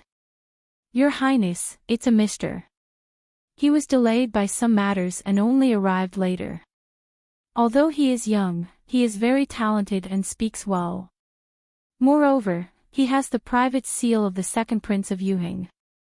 Obviously, he is highly valued by him. Gong Che didn't give up and asked, are you sure it's a man? Su Yuan sighed in his heart and said, I'm sure. Gong Che frowned slightly. She really didn't come. Thinking of this, his heart was filled with grief and he almost couldn't breathe. He had waited for her for so long. Why didn't she appear? Didn't she know how much he missed her? How could she be so heartless and leave just like that? She left so casually. She didn't even send him a single letter in the past year. Gong Dai was dejected. He took the detailed list from Su Yuan's hand and looked at it, then pulled himself together. Values transportation the most. The shipyard she left behind is still in operation. I'm only looking after it. If she comes back, she definitely won't let that place go. After he seemed to be talking to himself, he lowered his head and seriously looked at the detailed list in his hand. He had to control the flow of these routes. Then would appear sooner or later. Thinking of this, his eyes lit up again. It was as if he had entered a demon's trap, unable to extricate himself. Seeing Gong Che like this, Su Yuan couldn't help but sigh faintly. Who would have thought that the Crown Prince would have such feelings for his own sister? At first, they only thought that the Crown Prince was overly good to the princess. But they didn't expect that this kind of kindness didn't come from kinship. In the latter half of the night, Gong Che and a few of his confidants discussed for half the night and finally came up with a plan. Then, he stamped his private seal. As long as Kim Yoon stamped his private seal, this matter would be considered a success. But there were some details that needed to be discussed again, so Su Yuan once again arranged to meet with Gong Yimo. On Gong Dai's side, they had already reached the border of Won City. That night, they set up camp in the suburbs and the carriages started to rest. At this moment, a figure was slowly approaching. It was still Long Hanyan. She wouldn't give up so easily. She believed that Gong Dai was the same towards everyone and not only towards her. Thinking of this, her heart became even more fervent as she stared at Gong Dai's carriage with infatuation. She also didn't expect that she would fall in love with Gong Dai. He was so cold towards others and his murderous aura was so strong. The first time she met him, it was when she had just returned to the capital. At that time, she was riding a horse past a mansion. But that mansion was very noisy and was surrounded by the imperial guards. She could only hear the sound of crying. Out of curiosity, she secretly used her qinggong to sneak a peek. It turned out that this family had committed a crime and had been searched. At that time, she was lying on the outermost wall, using a tree to cover her body as she watched the imperial guards going in and out. From time to time, people would be dragged out and from time to time, things would be moved out. It was very busy. But the entire process was very orderly. Other than the cries of the people in the mansion, the imperial guards didn't make any sound. They were like puppets, quietly doing their own things and coldly obeying orders. It made her forget about the sympathy she had for this family and was only left with shock. Long Hanyan hid there and her heart was suddenly curious about who their leader was. With such a strict troop, their leader must be even more formidable. At this moment, she saw Gong Dai. Gong Dai held a thick account book in his hand as he calmly walked from the backyard to the front yard. From time to time, people would cry and be dragged away by his side. He didn't look sideways and only stared at the account book in his hand as he revealed a faint smile. It was as if the scene was being searched from time to time and there was no one else around. He was just a scholar taking advantage of the winter sun to come out for a walk. In his hand was a book of poems and not an account book. He was extremely beautiful, but what attracted Long Hanyan the most was his unique aura. With a faint disdainful attitude, he calmly and coldly wandered around the world. Chapter 195. Therefore, as soon as he appeared, she saw him at a glance and could no longer avert her eyes. At this time, a woman was dragged out of the door. She cried and struggled desperately, especially when she saw Gong Dai. She didn't know where the strength came from, but she broke away from the imperial guard and directly threw herself at Gong Dai's feet, holding his feet tightly. Gong Dai's eyes finally moved from the account book to her. His eyes were cold, and he looked at her with lowered eyebrows. The cold feeling he gave off was like a good young master in a chaotic world, not a big villain who came to search and destroy the family. The woman looked at him and sobbed painfully. "Your Highness. Please let me go. I don't want to go to the musical house. Please." She cried heartbreakingly, which was not beautiful at all. However, Gong Dai just stared at her indifferently, unmoved. At this time, the woman seemed to throw caution to the wind. She wiped her face with her sleeves and looked up. Or I beg your highness to accept me. I can be a slave or a maid. I can do anything. She tried to make herself look better, but the face swollen from crying was not beautiful at all. The imperial guard who was holding her saw that Gong Dai didn't move, so he didn't dare to act rashly. He only dared to stand aside and watch. However, he saw Gong Dai bend down and help the woman up. The woman was flattered and panicked. She sobbed and looked at him with a pair of eyes full of horror. She didn't dare to make a sound, but her eyes were gradually bursting with expectation. However, she was pushed into the arms of the imperial guard by Gong Dai. Send her to the musical house. Your Excellency. The woman's beautiful face turned pale and she let out a miserable cry. But this time, she was held tightly and directly dragged away. It was an extremely cruel act, but Long Han Yen didn't feel disgusted when she saw it. Especially when he stretched out his hand, someone handed him a snow-white handkerchief. He carefully wiped his hands. His fingers were long and slender, and his fingertips seemed to glow under the sunlight. He was elegant and calm, cold and noble, mesmerizing. Perhaps in his heart, he would find excuses for his actions. Clearly, he could change a woman's fate with a single sentence, but he didn't do so. He must have his reasons. At least, that was what Long Han Yen thought back then. She fell in love at first sight and swore to marry him. No matter what his status was. Later, the Empress Dowager found out about her thoughts. Not only did she not object, but she was also somewhat happy. At that time, the niece that she originally wanted to marry Gong Dai had been seduced and eloped. So much so that she no longer had the face to mention marriage to Gong Dai. But when she saw Long Han Yen, her mind became active again, and she supported her initiative. She even promised that no matter what happened, she would help Long Han Yen clean up the mess. As a result, her courage grew bigger and bigger, and in her mind, an unbelievable idea was born. The forest was quiet. Long Han Yen hid behind a bush. Because of that thought, her heart was pounding. Her ears were filled with the sound of her blood vessels spurting out. Suddenly, there were people approaching from afar, and there were quite a number of them. Lo Chi and the rest immediately became alert and led people to welcome them. But these people were just mountain villagers whom Long Han Yen had spent a lot of money to invite. When they saw people chasing after them, they turned around and ran, which made Lo Chi feel very strange. Then, a faint smoke filled the air. Long Han Yen proudly thought that this was the self-made knockout incense on Yunding Mountain. She didn't believe that it couldn't knock them out. Sure enough, the remaining people who stayed behind to guard fell to the ground and couldn't get up. This time, there was no one to obstruct her. Long Han Yen hurriedly ran out, and before those people returned, she quickly ran towards the horse carriage. She had obviously made up her mind. But when she really reached the horse carriage, she hesitated.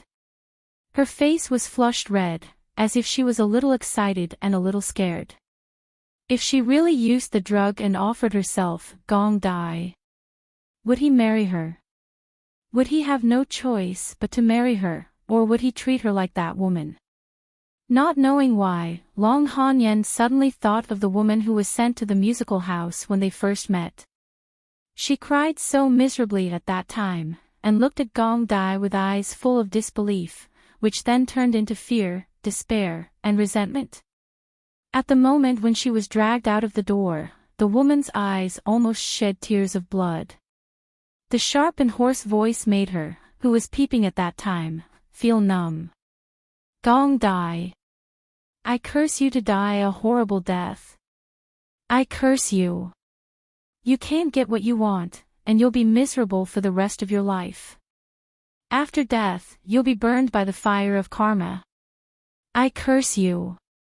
Long Hanyan thought of her ferocious eyes when she said this sentence, and couldn't help but tremble, and became more hesitant. But looking at the horse carriage in front of her, she made up her mind.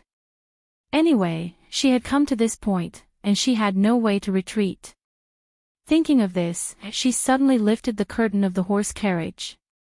Under the moonlight, Gong Dai's figure was illuminated, but at this time, he was not knocked out by the smoke, but opened his eyes and looked at her coldly. Long Hanyan's eyes widened in horror. Then, before she could open her mouth, Gong Dai reached out and grabbed her neck. No, Long Hanyan hurriedly tried to pry his hand away, but that hand was like cast iron and did not move an inch. She opened her mouth again, but could only make a broken sound. What was going on? She was the princess. How dare he? In the capital, although he spoke to her harshly, he did not want to kill her. At this time, he grabbed Long Hanyan's neck with one hand and slowly leaned out of the sedan chair. His slender figure made Long Hanyan's feet leave the ground, and her whole body was sobbing in pain. He looked at her, and at this angle, the moonlight could only illuminate half of his face, making half of his face handsome like an immortal, and the other half, because of the darkness, indescribable expression. This person was clearly the devil. He was not what she thought at all. Unfortunately, this understanding was too late. Long Hanyan's eyes rolled back, and she felt that she was going to die. He really did not hesitate to kill her. Why? She just wanted to marry him. At this time, there was a sudden burst of energy. Gong Dai moved sideways slightly to avoid it, and Long Hanyan fell and landed in Cho Xingfang's arms. God knows, he originally wanted to go to the capital to find her, but he did not expect to meet her here, and there was actually someone who wanted to kill him. Cho Xingfeng saw that Gong Dai's expression became angry, and thought that this must be a bad person. Long Hanyan coughed violently, and when she saw that the person who saved her was Cho Xingfeng, she hurriedly grabbed him and cried. Whoa, master, it hurts, my neck hurts. Her crying made Cho Xingfeng even angrier. Who are you? Why do you want to kill my disciple? But Gong Dai just stood in the carriage and turned around. Because of the light, they could not see his expression, but they could feel his slightly probing gaze. This person, when he threw out a palm, the energy was actually very similar to the cultivation method that he and royal sister practiced. Chapter 196. Who are you? Gong Dai asked in a low voice. Cho Xingfeng snorted, I'm not telling you. Bad guy. I'll teach him a lesson for you. Long Hanyan wanted to hold him back, but she thought that it would be good to let her master teach Gong Dai a lesson. She wanted him to know that she was not so easy to bully. Those who were chosen by her must obey obediently. So she hesitated for a while before letting go. She was very confident in Cho Xingfeng's martial arts. Although Cho Xingfeng's intelligence was not high, he was a martial arts genius. Not only did he cultivate the supreme technique of wind and nature, but he had already reached the fifth realm. Gong Dai could not possibly be his opponent. She was secretly hoping that her master could avenge her, but she was also afraid that her master would not control his strength and hurt him. After all, his intelligence was not high. As for Gong Dai winning, she did not think of this possibility. Very few people knew how good Gong Dai's martial arts were. Usually, he did not need to make a move and things would be settled. So he always gave people the impression that he was a cold and indifferent young master. And the incident in the cold palace had happened 5 or 6 years ago. So people gradually forgot that this person dared to break into the palace alone when he was only 9 years old and massacred the 3 stages. How could people forget his own danger because of his ruthless methods? So when Gong Dai and Cho Xingfeng exchanged blows, Long Hanyan's eyes widened in horror. She found that Gong Dai's strength was on par with her master's. They seemed to be using the same technique. And their realms were the same. How could it be? That was a technique unique to Mount Yunding. And her master was a martial arts genius. He had a famous teacher to teach him. Not only was he rich in resources, he also practiced hard every day to achieve what he had now. What did Gong Dai have? Was he just a prince that no one cared about in the cold palace? He was probably bullied every day and did not even have enough to eat. How could he be more powerful than her master? In the process of exchanging blows, Gong Dai naturally found out that their techniques were similar. He could not help but raise his eyebrows slightly. However, Qiu Xingfeng didn't care at all. He didn't consider this at all. He only felt that his opponent was extremely powerful.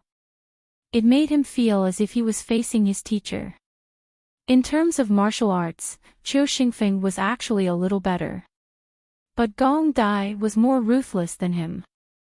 What was supposed to be a smooth martial art was actually extremely fierce when he used it. Therefore, the two of them were actually evenly matched in their battle. The two sides separated by a palm. Qiu Xingfeng retreated a few steps until he was in front of Long Hanyan, while Gong Ju flipped over and landed lightly on the carriage. Even the horse didn't move. It was actually a draw.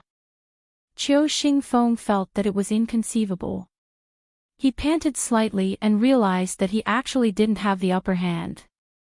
This made him feel very defeated. How was he going to explain this to his little disciple? As for Long Hanyan, she was even more surprised. After being surprised, she was scared. If her master couldn't stop him, then she wouldn't be killed, right?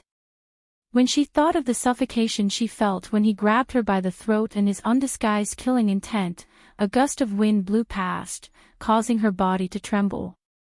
The originally quiet forest was disturbed by the wind, and the leaves rustled.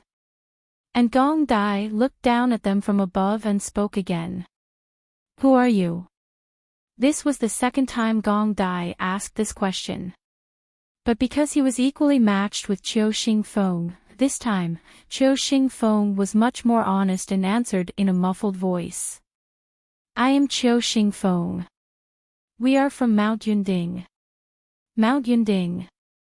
Information about Mount Yunding flashed through Gong Dai's mind, but it was very little. The people there were very low-key and mysterious, but it was quite famous in the extreme south. "The martial art you used just now, is it unique to Mount Yunding?" Gong Dai asked again. This time, Qiu Xingfeng finally realized that the other party's martial art was the same as his. He couldn't help but be surprised. "Yes, but, why do you know?" He looked suspiciously at Gong Dai. Could it be that he had a junior brother that he didn't know about? His words made Gong Dai ponder deeply. If it was really unique, then why did Royal Sister know the martial arts of Mount Yunding? And she knew everything about it. So Gong Dai didn't answer his question. Instead, he asked a strong question. "Do you know Gong Yimo?" Gong Yimo. Qiu Xingfeng and Long Hanyan muttered this name in their hearts. Qiu Xingfeng felt strange, while Long Hanyan felt angry. She didn't expect that one day, she would hear another woman's name from Gong Dai's mouth. Even though she had taken care of him since he was young, she still couldn't accept it. So she silently remembered this name that was widely known in Daiyu State. For the first time, she remembered it in her heart with some hatred. "I don't know her," Qiu Xingfeng answered. "You don't know her?" Gong Dai frowned slightly. He was most curious about Gong Yimo's background. She was too mysterious. She knew everything and knew everything. Also, she was broad-minded, as if nothing could be difficult for her. She wasn't afraid of anyone in the world. But where did she come from?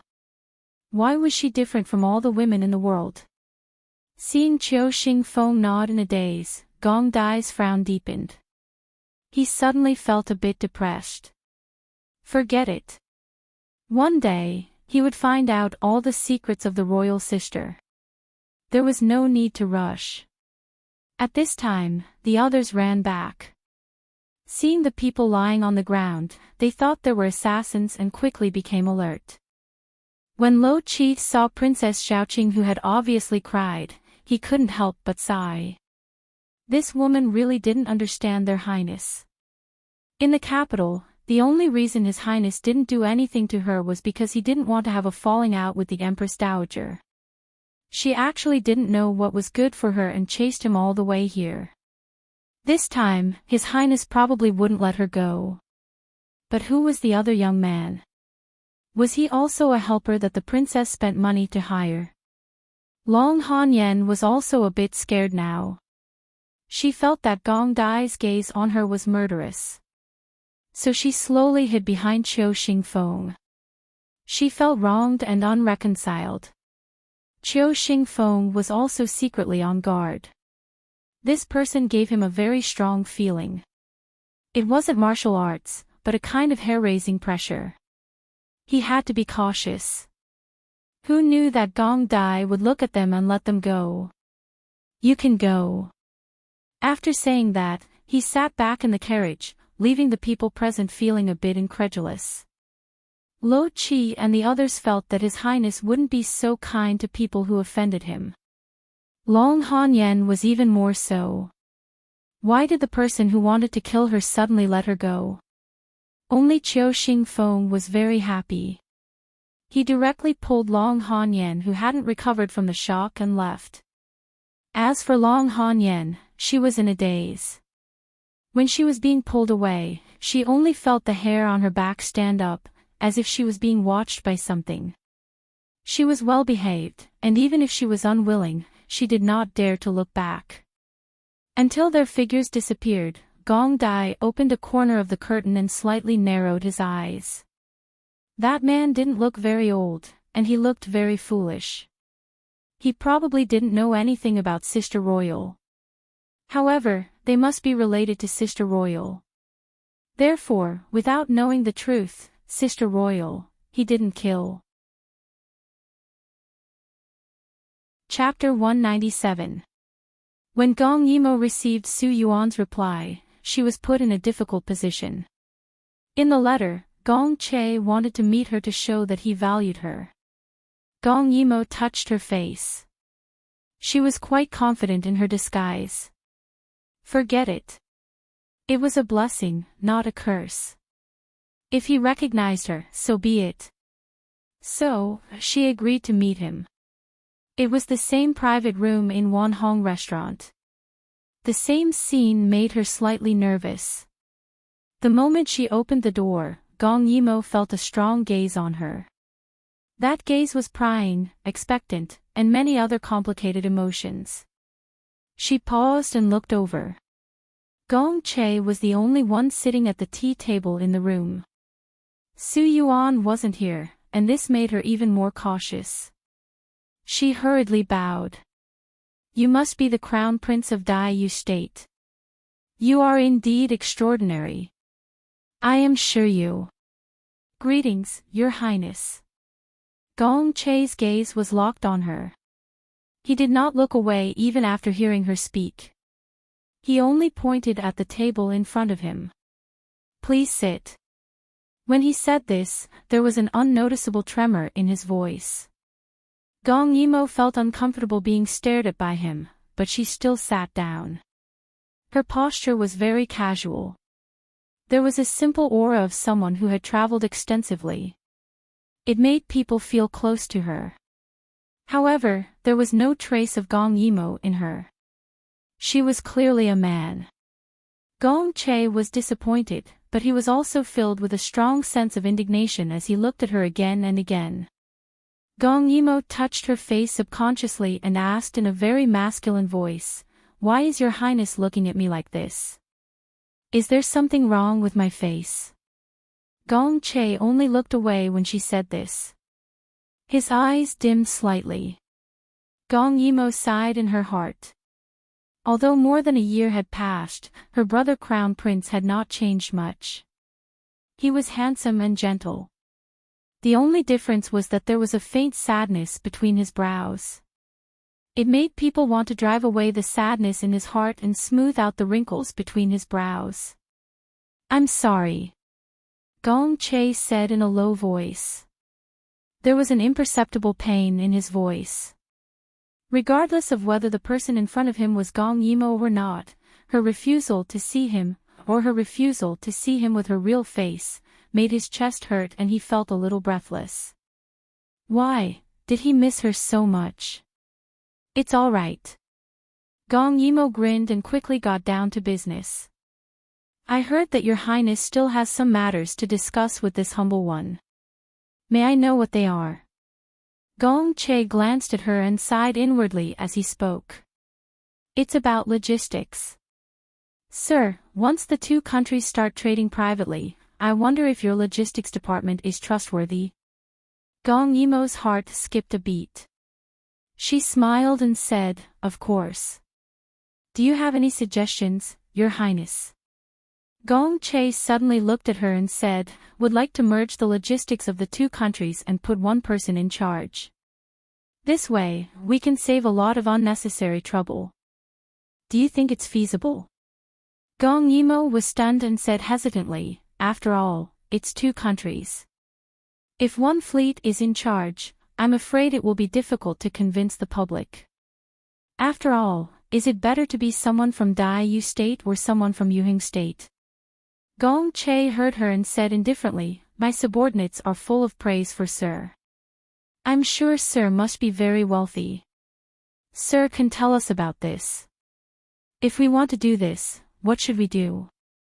Was he throwing the difficult problem to her again? Gong Yimo smiled and said, "The people and ships can be split in half by each country. It's just that the person in charge." Gong Che suddenly looked at her expectantly. "What about the person in charge?" Gong Yimo blinked and said with a smile, "Since Your Highness has this suggestion, can this humble one recommend the person in charge?" "You?" Gong Che's eyes flashed. "You are Yuheng's trusted aide, but not my trusted aide. How can I trust you?" Gong Yimo smiled. "Your Highness, please don't be impatient. Listen to me." She personally poured a cup of tea for Gong Che. In terms of benefits, Daiyu State has a large territory and abundant resources. The trade with Daiyu State has more advantages than disadvantages for Yuheng. Therefore, we will not do anything to break the treaty." Gong Che just drank his tea and did not say anything. Secondly, although this humble one is highly regarded by the second prince, I have traveled extensively for many years and consider myself a fair and peaceful person. I have a broad vision and will definitely not kill the goose that lays the golden eggs. As she spoke, she suddenly raised her head with a smile and slyly glanced at the unmoved Gong Che as she spoke. Of course, the most important thing is that someone told this humble one that she can improve ships and expand the fleet. She also handed this item to me and said that if necessary, I can show it to Your Highness. As she said this, Gong Yimo took out an item from her sleeve. Gong Che took a look and saw that it was a dagger studded with gems. "This is..." He grabbed the dagger excitedly. This dagger was originally a gift he wanted to give to Gong Dai when he went to the West Continent. However, he and Mo went on a boat to the lake and so many things happened. He left in a hurry and the box containing the dagger was left on the boat. He did not expect it to be here. In other words, this was Mo's idea. He carefully sized up the smiling and mature man in front of him. Who was he to Mo? Was he her subordinate? Gong Che held the dagger and said in a slightly anxious tone. "You said that there is no problem with being the manager, but where is the owner of this dagger? I want to see her." Gong Yimo smiled. "She is not in Daiyu State. Sorry to disappoint you." As expected, Gong Che looked disappointed. He muttered to himself for a long time and suddenly asked, "Did she have anything else to say? Other than this?" Looking at his eager eyes, Gong Yimo suddenly felt uncomfortable. She sighed. She said, "If you meet again, will you agree to be brother and sister again?" She should not have said this, but when she saw his face turn pale, she felt even more uncomfortable. Brother and sister. Gong Che looked at her and then at the dagger. After a long time, he smiled bitterly. "I will agree to be the manager. However, I also hope that you can pass on a message for me." Gong Yimo gestured for him to go ahead. Her movements were flawless. Gong Che looked at her as if he was looking at someone else through her. Finally, he sighed helplessly. "Please tell her that it doesn't matter what relationship she wants, as long as she comes back." Gong Yimo was stunned again. She could not tell what she was feeling. After a long time, she came back to her senses and said in a muffled voice, "I will definitely pass on the message." After saying this, Gong Yimo tried to change the topic and talk to him about something else. During this time, Gong Che kept looking at her with a deep and probing gaze. It made her feel uncomfortable. Soon, she got up to leave. "Will Sir be leaving tonight?" Before leaving, Gong Che raised his teacup and asked. Gong Yimo nodded. "This matter cannot be delayed. I will leave tonight." Gong Che did not say anything. He just stood up and smiled. "In that case, I will send you off. Please." Chapter 198. At this time, the sky was gradually darkening. Gong Yimo and Gong Che walked side by side on the streets, each with their own thoughts. For a moment, neither of them spoke. Gong Yimo pondered. Now, her disguise skills were not just a little better than before. Moreover, she could imitate the charm that was once the most difficult to conceal to perfection now, so there shouldn't be a problem. But when she thought of how Gong Che recognized her at a glance at Gong Dai's celebratory banquet, she felt a little uncertain. Thinking of this, they had unknowingly walked to the edge of the city. Gong Yimo heaved a sigh of relief and bowed to Gong Che. "Thank you, Crown Prince, for sending me off. But in the end, we must part. In the future, we will still meet again." She lowered her head, but after a while, Gong Che spoke again. "Sir, didn't someone come with you earlier? Where did that surly go?" Gong Yimo raised her head, her expression unchanged. This matter went smoothly. This lowly one asked him to go back and report the good news. Gong Che nodded and pointed to the city wall. "It's still early. Would Sir be willing to tour the city gate with me?" Gong Yimo paused and glanced at the city wall. She smiled and said, "Then this lowly one will be disrespectful to refuse." She felt that her face was about to stiffen from smiling. She followed behind Gong Che, who was deep in thought, and walked up the city gate tower.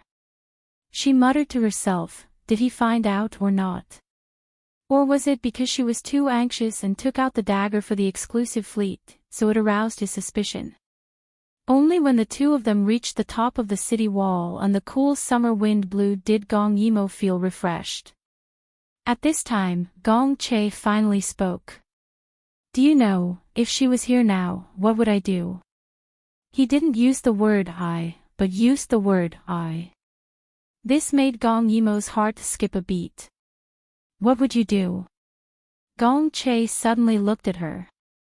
The people on the city wall had all retreated because of their arrival, but the torches illuminated his pupils, giving off a mysterious feeling. "I will hug her and never let her leave."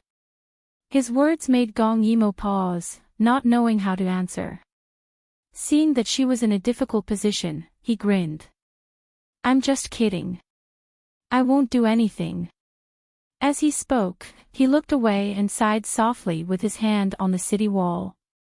How could I bear to do anything to hurt her? Gong Yimo listened to Gong Che's gentle and serious tone and suddenly felt a little guilty. As a member of the Shiryu family, she did not know how to respond, so she listened quietly. Perhaps Gong Che just wanted her to pass on a message.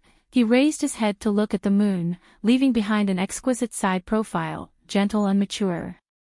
This kind of him could easily make the hearts of some young girls palpitate, such as her in the past. While Gong Yimo was lost in her thoughts, Gong Che sighed faintly. If she's here, I just want to tell her that I miss her very much. Gong Yimo finally couldn't help but say, she's your sister. He laughed.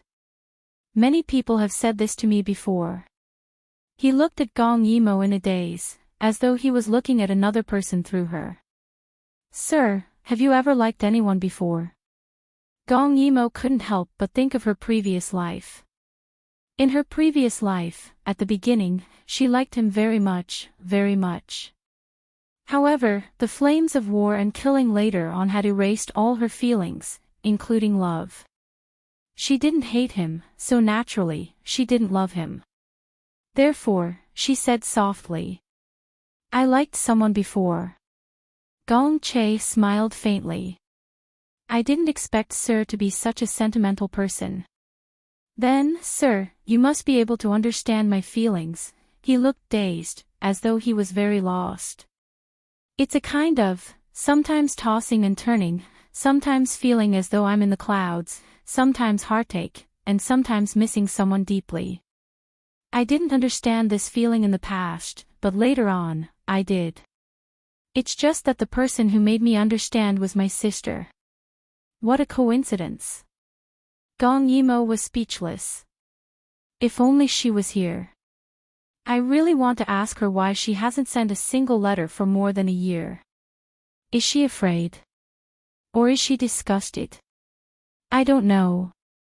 Every time I think about it, I feel extremely pained. He clenched his hand into a fist and gently knocked on his chest. Although there was a smile at the corner of his mouth, there was an unresolvable sadness around him, as though another soul was crying. His eyelashes fluttered as he closed his eyes. If she was here, I want to tell her that if the price of confessing is never to see her again, then I hope she can forget that day. I will also forget that day and let everything start anew. His words made Gong Yimo's heart move. Was he really willing to forget everything and start anew? Seeing that she was deep in thought, Gong Che stared at her with a burning gaze. In the depths of his eyes, there seemed to be a fire burning. Would he really forget everything and start anew? No. No, no. Only by tying her to his side would he have a chance. He was in too much pain, and he longed for it too much. He felt that he was going to die if he didn't have her by his side. So as long as she was by his side, even if he could see her every day, it would be a form of relief. So he showed his weakest side to the person in front of him, expressing all his sadness. He knew that Immerse was very free and easy, but she was also the most soft-hearted. She could be persuaded by reason, but not cowed by force. So as long as the person in front of him was her, she would definitely reveal a flaw. He had to carefully endure, for the sake of a result that he longed for. Gong Yimo was stared at by him.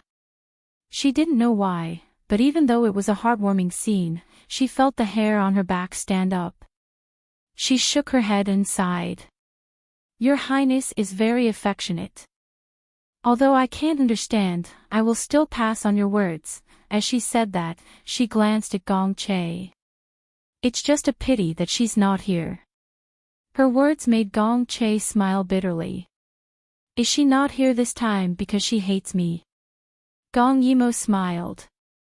Although I'm not a woman, I can see that she doesn't hate you. Then, what kind of feelings does she have for me? Gong Che's eyes suddenly brightened. His body tensed up, restraining himself from pulling the other into his arms, vividly expressing his infatuated and bitterly longing feelings. Gong Yimo couldn't bear it, but she still said resolutely. I might be able to guess some of her thoughts. In my opinion, she won't stay for anyone. Why? Gong Che said anxiously. Even if she wants to do something, it won't be a hindrance if she's with me. I won't bring her any trouble. I'll even help her and support her. She can do anything she wants. Even if I have to go against the entire country, I'll still stand by her side. Gong Yimo thought, then why didn't you help or support me in my previous life? Why did you betray the world and stand by my side? This thought only lasted for a moment. She knew in her heart that different experiences would lead to different people's hearts and results. However, even if she forgot about the hurt and didn't care about it, there would still be a shadow. That was why she resisted. She once told me that she doesn't believe in love in the world. She thinks that it's just an illusion that can't withstand the waves. That's why she doesn't want to marry. This sentence is true, and she treats everyone equally. Chapter 199. Gong Yimo took a step back and bowed. It's late, I should be on my way. There's no need for your highness to send me off.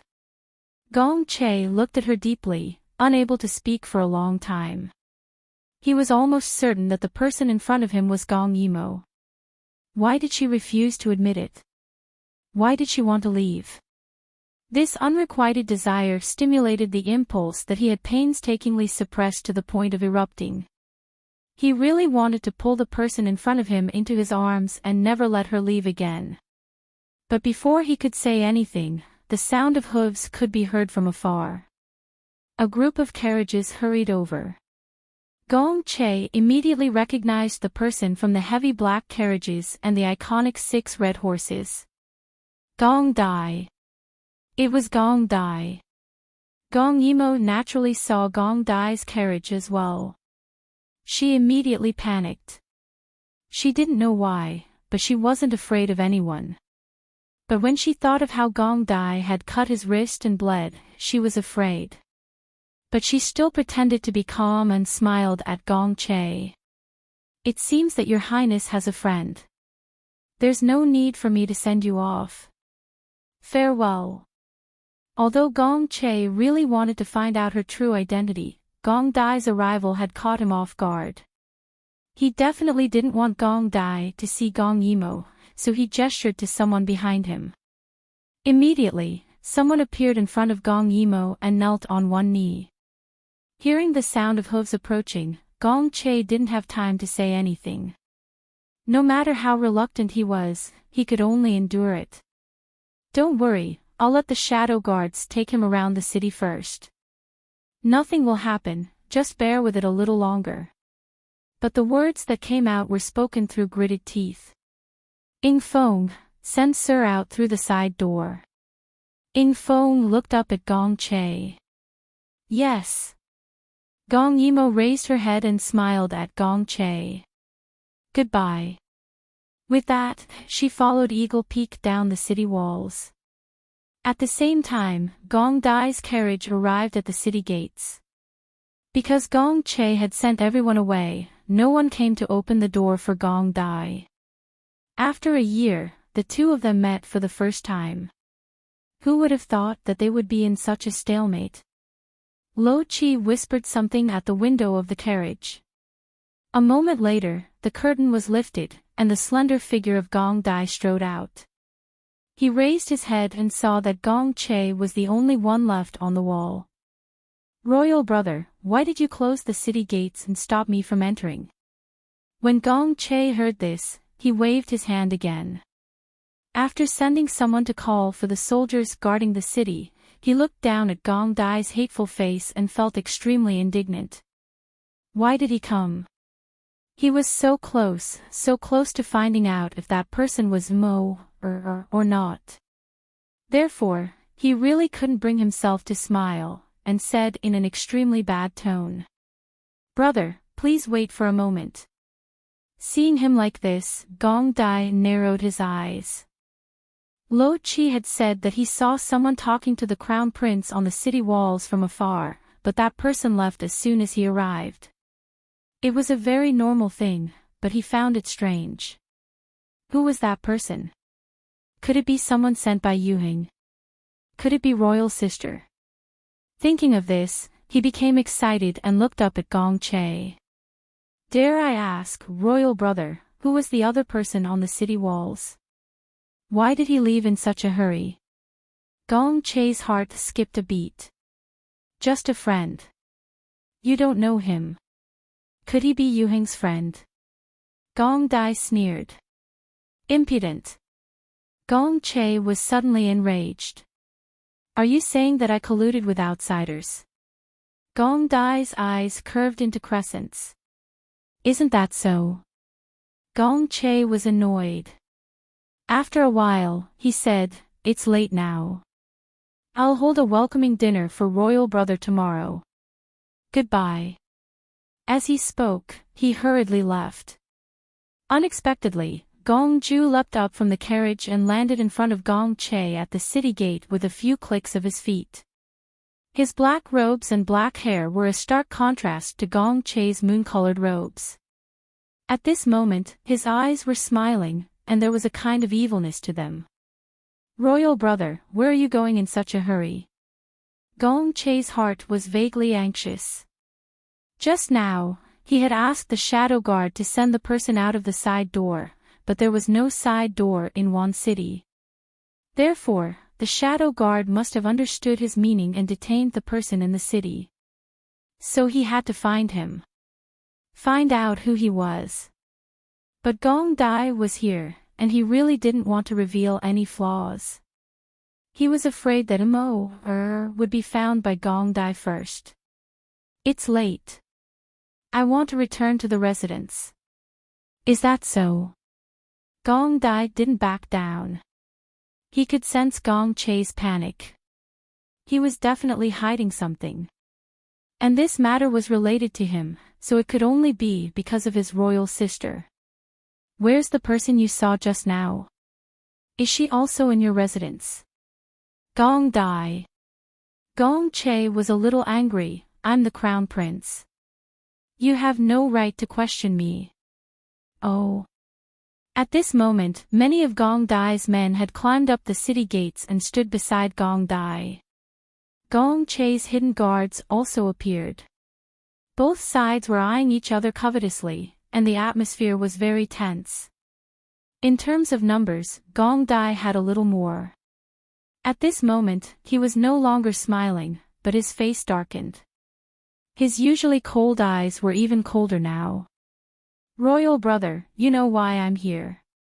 Tell me, where is she? And Gong Che wasn't afraid of him. So what if he had more people? Would he dare to kill him? I don't know.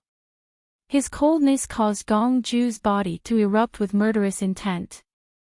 It was just like how Gong Che found Gong Dai an eyesore, but in Gong Dai's eyes, there was no one more annoying than Gong Che. The royal sister was his to begin with. Gong Che just had to stick his nose into it. How despicable. Just as the stalemate was about to break out, a signal firework suddenly exploded in the air. It was fiery red, and seemed to be in extreme danger. Gong Che cursed inwardly, oh no. He actually ran past Gong Dai and headed in the direction of the firework. Setting off the firework was a way for Gong Che's men to send signals, and the firework just now was exclusive to Eagle Peak. There was only one reason why he would set off the firework, and that was because the person had disappeared. Mor must have sensed something and escaped after shaking off the shadow guards. He was too careless. Mor was such a smart person, how could she not know the details of Wan City before coming here? She must have known that there was no side door in Wan City. So now, he really didn't have the mood to deal with Gong Dai and chased after her. Gong Dai stood on the city wall and looked in the direction of the firework. After a long time, he revealed a smile. This smile was beautiful and different from his usual cold smile. This time, the smile extended from his heart to his eyes. Royal sister. She's really in Wan City. That's great. As long as she's here, I'll definitely be able to find her. Gong Yimo sighed inwardly at her bad luck. Gong Che was already hard enough to deal with, so why is Gong Dai here too? Shouldn't he still be in the palace getting rid of dissidents? With this thought, she wiped off the disguise on her face as she ran. She took off her outer clothes and threw them into her space to change her appearance. But now, she was surrounded by Gong Che and Gong Dai. Could she escape? Chapter 200. At this moment, there was not a single person on the streets. If she walked out, she would be too eye-catching. Moreover, the entire Wan City was probably surrounded by Gong Che. If she wanted to leave, it would be difficult. Thinking of this, she was not in a hurry. Anyway, she had Gong Che's handwritten letter and the additional regulations stamped with his personal seal. Once she left the city, she could immediately contact her shipyard to start building a fleet. At that time, she could just send a manager who was proficient in the water to deal with the smuggling business. She would go and do something else.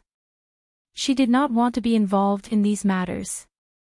Love was hard to deal with, but it was hard to fight against the passing of time. After all, men were fickle. They might be able to persist for 1 or 2 years but not 3 or 4 years. This thought made her eyes dim for a moment before they lit up again. The layout of the entire Wan City appeared in her mind and she suddenly thought of a wonderful place to go. Gong Che had indeed mobilized all his subordinates to seal off the entire Wan City. As for Gong Dai, he did not bring many people with him this time. Looking at the huge Wan City, he frowned slightly. He felt that Royal Sister was always giving him problems. Once the sun rose, there would be more people. They would not be able to catch Royal Sister. Even if Wan City was sealed, she would still have a way to blend in with the crowd. So only at night when there was no one around, she did not dare to act rashly. That was when it was easy to find. Before coming, Lo Chi had already reported the situation of Wan City to him. At this moment, Lo Chi pointed to a place and said, "Your Highness, previously you asked where the most crooked and honest people were in Wan City. It should be over there. That place is the city god temple. But it is summer now and many poor people and beggars live there. It is very chaotic."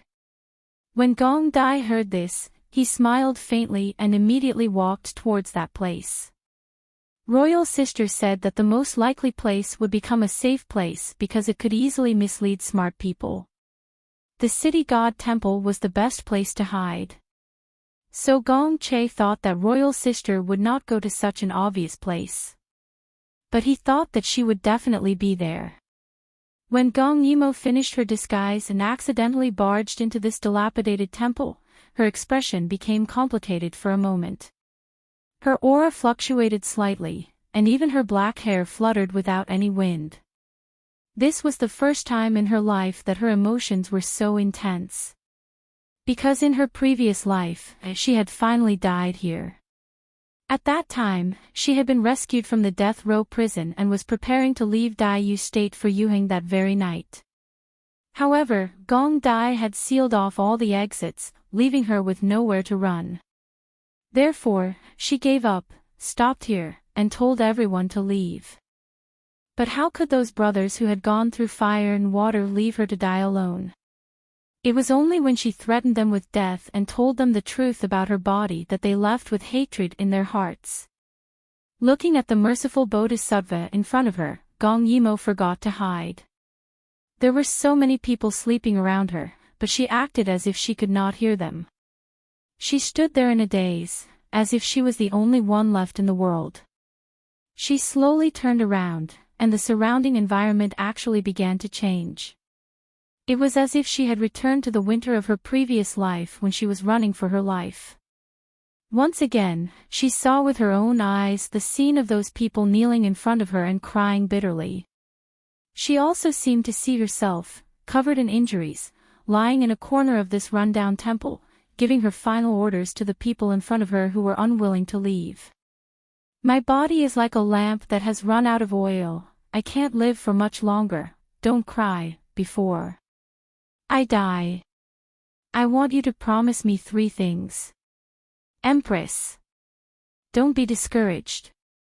We will definitely cure you. When the time comes, we will come back and kill that adulterous pair. His words made her laugh, and then she shook her head. That person's voice gradually lowered, and then turned into sobs. Men do not cry easily, but the woman in front of them was not only their master, but also their brother. Not only were they unable to treat her injuries, but they also wanted to betray her and leave. Adulterous pair. Gong Yimo coughed softly, and her eyes were smiling, as if showing some kind of psychedelic color, and said faintly. Whether it is or not. I hope that you won't take revenge for me. Why? Someone's eyes were red. They treated you like this. Why can't we take revenge? That Gong Che is ungrateful, and Su Miaolon's heart is like a scorpion. And that Gong Dai, he is even more guilty.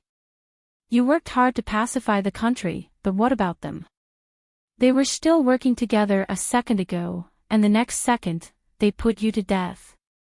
Such people can only atone for their sins with death. Gong Yimo smiled bitterly. They were her most loyal subordinates, as well as her most valiant warriors. They should be warriors whose names would be passed down through the ages, not rebels. Moreover, she had finally pacified the world. How could she be willing to start another dispute? Or for a few scum? So she smiled. Not all of them. In this world, everyone had 2 sides. One side was good to some people, and the other side was bad to others. Just like Kim Yoon and her master, they were very good to her. She suddenly missed her master a little. You still don't understand. Thinking of her master's tragic death, she closed her eyes. This is how the love between a man and a woman is. There is a beginning, there are ups and downs, and naturally, there is also an end. So, there is no right or wrong in this. At this point, she smiled again, but I am not a saint. In my heart, I also hate. I hate June for being fickle, hate Su Miaolon for being cruel. I hate that I was framed just after I handed over my power. But, in my heart, I don't hate. Her words were profound, and everyone looked at her with red eyes, not saying a word. Of course, the people in front of her were all tough and unyielding. Naturally, other than compassion, they could not understand her complex feelings. Gong Yimo smiled lightly, and looked away. 10 years of war. June changing his love is normal. Su Miaolon wanted to be the empress, but because of me, she waited for more than 10 years. It is normal for her to hate me to the bone. Gong Dai is ruthless and ambitious. It is even more normal for him to act against me. I am not saying this because I have forgiven these people, but I want you all to know that all of this is just a winner takes all. So, there is no resentment, only unwillingness. Unwillingness to lose. She paused, and it was unknown what she thought of, but her eyes blossomed with radiance. She was obviously in an extremely difficult situation, but her smile illuminated the entire ruined temple. But I am unreconciled. It is because, if not for the continuous years of war and killing, all of my desires have been obliterated, if not for the fact that I am used to seeing life and death, and if not for the fact that I am mentally and physically exhausted, even if I had handed over my power, I would not have been schemed against like this. So, I am unreconciled because they had an unfair advantage. They won dishonorably. When she said these words, she seemed to be a little depressed, but more than that, she was relieved. Now, I am about to die, but I am not afraid. Perhaps in my heart, I have been waiting for this day. Your Majesty. Of course, these are all words for later. A loss is a loss. If you are not willing to admit defeat and continue to send people to stir up trouble, that is not the conduct of a gentleman. So, you are not allowed to take revenge. Even if you want to take revenge, it should not be you. Chapter 201. All the soldiers present were silent. Their eyes were red as they gritted their teeth. They knew that perhaps this was Gong Yimo's idea. Because when she pacified the world, she did not have the ambition to continue to be the ruler. She only had a heart full of desolation and despair. Every time after a battle, she would stand on the battlefield and watch them dig pits to cremate the bodies. She also requested that not only the bodies of her own soldiers be cremated, but also the soldiers of other countries. The billowing smoke and the smell of burning flesh made these men hide far away. However, every time, she would stand there quietly and watch, allowing the heat wave to burn her face. Every time she won a great victory, she would be exhausted and sleep for 3 days and 3 nights. Her martial arts were unparalleled. How could she be so tired? She was just mentally tired. They watched helplessly as she turned from a mischievous young girl into a helpless killing god who did not know how to deal with violence. In the end, the Empress, who was clearly still elegant but had an old mentality, was filled with grief. They also understood that she was only saying this to prevent them from taking revenge. Now, Gong Dai and Gong Che each had half of the country. Her era had passed. They were no match for the Emperor and the Regent. They would only be sending themselves to their deaths if they forced themselves. This feeling of helplessness and defeat made people go crazy. Someone stood up and cried out in pain. Are we just going to let them go like this? You may be a person with a knife. But don't they have any sins on them? Don't they need to suffer retribution? When Gong Yimo heard this, she suddenly looked at them and slowly smiled. Like comforting a child, just like that quick-witted young girl in the past, she blinked and obviously deceived them. So it's like this. How about this? If there is a next life, I will definitely make it difficult for them. I will not admit defeat so easily. After she said this, she suddenly looked at a certain spot in the ruined temple. At this moment, she was sitting. And in this time and space, Gong Yimo was standing and looking in that direction. Time and space seemed to have overlapped in an instant. But one was a biting cold wind, the other was a cool summer night, one was middle-aged, the other was still young. They were the same person, but their gazes seemed to have collided. After a long time, she, who was covered in wounds, smiled faintly at her other self, causing the young Gong Yimo to suddenly tremble. Hugging his head, he squatted down. Can't let them have a good time. No, this wasn't what she wanted to do. At this time, a kind-hearted little old man saw that she was in pain and quickly got up. From the moment Gong Yimo came in, he had noticed her. She looked like a little boy from a poor family. She suddenly barged in and looked at Bodhisattva as if she had lost her soul. Now that she looked like she was in pain, it did not seem like she was faking it. Young man, what happened to you? Are you sick? He was a little worried because there was a rule in the temple that sick people were not allowed to stay. So if Gong Yimo was sick, she would either have to endure it or be kicked out. Gong Yimo was being pulled by someone. She grabbed him tightly and shot him a glare. It was as if he had grabbed onto a life-saving straw. I'm fine. I'm just too tired. Hearing her words, the little old man, who was originally frightened by her glare, heaved a sigh of relief and quickly gave the spot he had prepared for her. Since that's the case, this spot is for you. You can rest here. I'll sleep under the tree for the night. Gong Yimo opened her mouth and wanted to say that it was not necessary. However, the other party was very insistent. Because of the tremors in her body, she was too tired and finally lay down. As she lay down, her line of sight met the bodhisattva in the middle of the temple. She was looking at her with a kind smile. In this life, almost 10 years had passed. No one would have thought that in this life, the moment she woke up in the cold palace, her first reaction was not happiness but pain. Why did she come back to life? Was she going to experience those terrifying nightmares again? Heaven was blind. She was an executioner who killed people like flies. How many innocent people had she caused to die tragically? Just like that kind-hearted old man just now, she had killed no less than 100 people. She was a vengeful spirit who was unwilling to accept her fate.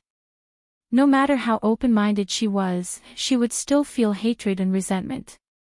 When she was violent, she would want to overthrow the dynasty again and bury everyone with her. But, she was also a wanderer who was physically and mentally exhausted. In her previous life, she had experienced too much pain, doubts, frustrations, uneasiness, betrayal, and killings. Every time she saw villages being massacred, mountains and rivers blocked, as well as the schemes from the imperial court and the curses of the people, she felt physically and mentally exhausted. She thought that it was a mistake for heaven to let her transmigrate. She did not expect that she would be reborn again. However, her heart was full of holes and she did not want to live anymore. Later, she spent 3 whole days to figure out why she was reborn and what she wanted to do in this life. She wanted to atone for her sins. This thought suddenly gave her a new lease of life. She wanted to live on, so naturally, she did not want to take revenge. Humans were selfish.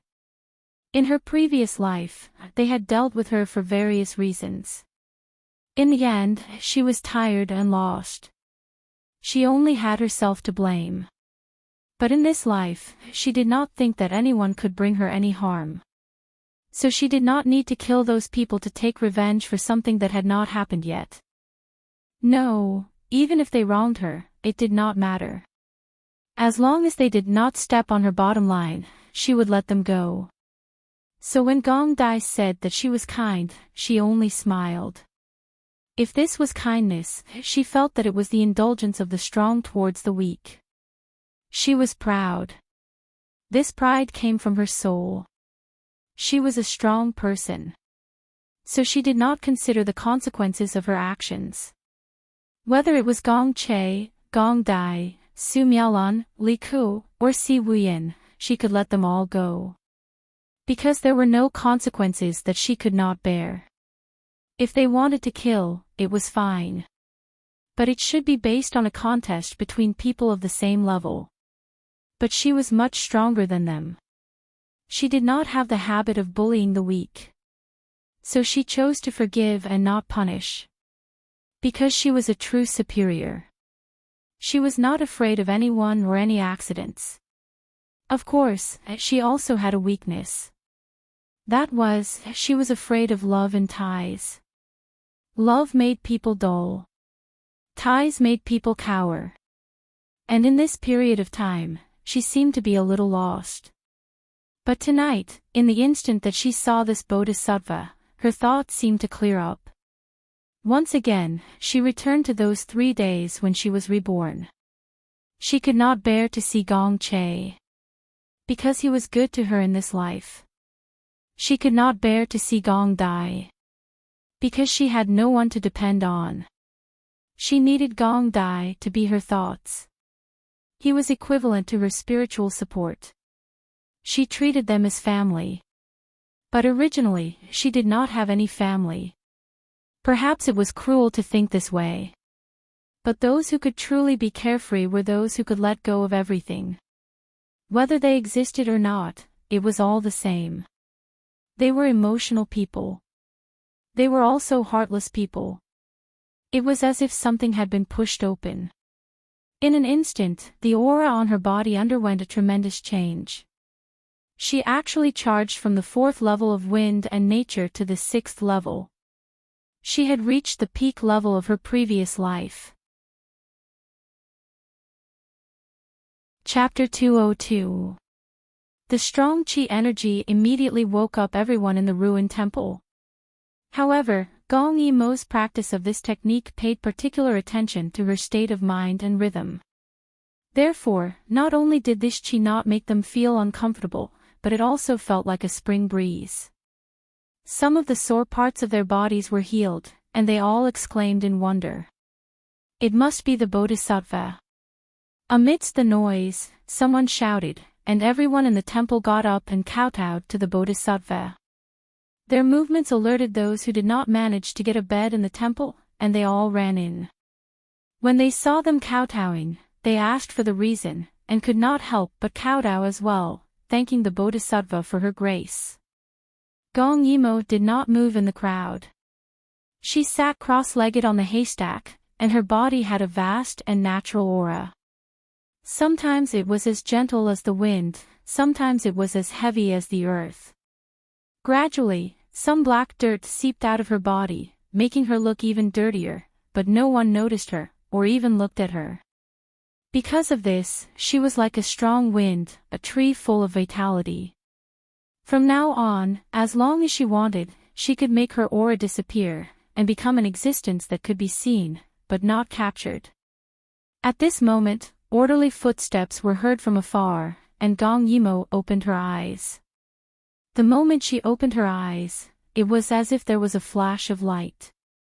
If someone met her eyes at this moment, perhaps their soul would be captured by her, and they would become muddle-headed and stupid.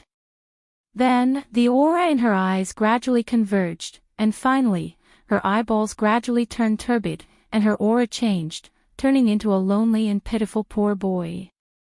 Deep in her eyes, there was despair towards this world. Then he slowly got up, and disappeared into the crowd, kowtowing to the Bodhisattva. The expression on his face was exactly the same as everyone else's, both grateful for the Bodhisattva's appearance, and hoping that she could reward them more. It would be best if she could let them escape poverty and make a comeback in one night. When Gong Dai saw this scene, the scene in front of him made him slightly confused. In the small temple, there were about 100 to 200 people, and they were kowtowing in the middle of the night, leaving him with no place to stand. When Lo Cheat saw this, he quickly went in first, and grabbed someone to ask. "What are you doing?" Lo Chi's cold expression was very frightening. When the man saw it, he quickly stuttered. "It's Bodhisattva. Bodhisattva. Bodhisattva has appeared." Luo Qi was baffled, so he let go of him and asked a few more people in succession. However, the answers they received were mostly the same. Some said that the Bodhisattva had sent down a ray of holy light to cure all their illnesses. Others said that the Bodhisattva had blown a gust of celestial wind to make them feel refreshed and energetic. Luo Qi suspiciously returned to report to Gong Ju. Gong Ju was very dissatisfied with the ambiguous answer, so he walked in. Sensing Gong Dai walking in, Gong Yimou could feel that although his eyes were closed, she could feel that every step he took seemed steady. There was a slight sense of urgency and anxiety. After Gong Dai came in, he finally caused some chaos. Not to mention the murderous guards holding torches behind him, just his temperament alone was like an unsheathed sword. At this moment, his edge was revealed. Wherever the tip of the sword pointed, there were cowering and fearful eyes. "It's not her, it's not her. These people are not her." Gong Dai's sharp gaze swept across, but he became more and more uneasy. No matter how a person disguised, the things in their bones could not be changed. Just like how Royal Sister could disguise herself as a strategist, a noble son, or even an entertainer, but there was no fear in her bones. She could not pretend to be. And the reason why he was so uneasy was because he often felt that he was connected to Royal Sister by blood. When they were together, he could know what she was thinking with a glance or a movement. He could know whether she was happy or not. But just now, this connection was broken. He could not feel it at all. This realization made him almost crazy, and he could no longer maintain his calm. At this moment, he took out a bunch of banknotes from his chest and threw them out. Many people subconsciously went to pick them up, but when they saw the denomination, they were stunned. They exclaimed and scrambled to grab them. The scene became noisy. At this moment, Lo Chi suddenly pulled out his sword. With a whoosh, a cold light flashed. And the other guards behind Gong Dai also pulled out their swords. He coldly looked at the group of people kneeling on the ground. This biting cold murderous aura made them stop scrambling for the banknotes. They all knelt there anxiously. In their hearts, they understood that the man in front of them was not the child of wealth sent by the Bodhisattva, but the god of death. Speak. Did you see a young woman just now? Young woman. How could there be a woman in this rundown temple? No one spoke. Gong Dai pulled at his collar and was a little annoyed. At this moment, his eyes fell on a thin man. Lo Chi quickly went forward and pulled him up, scaring him until he screamed. Shut up. If you scream again, I'll cut off your tongue. Luo Chi threatened him in a low voice, and he quickly shut his mouth. His eyes darted around as he looked at them in fear. Gong Dai pointed at him and said to the crowd again, Is there anyone who is the same height as him, male or female, who barged in the middle of the night? At this moment, the kind-hearted little old man secretly raised his head to take a look. With one look, he was shocked.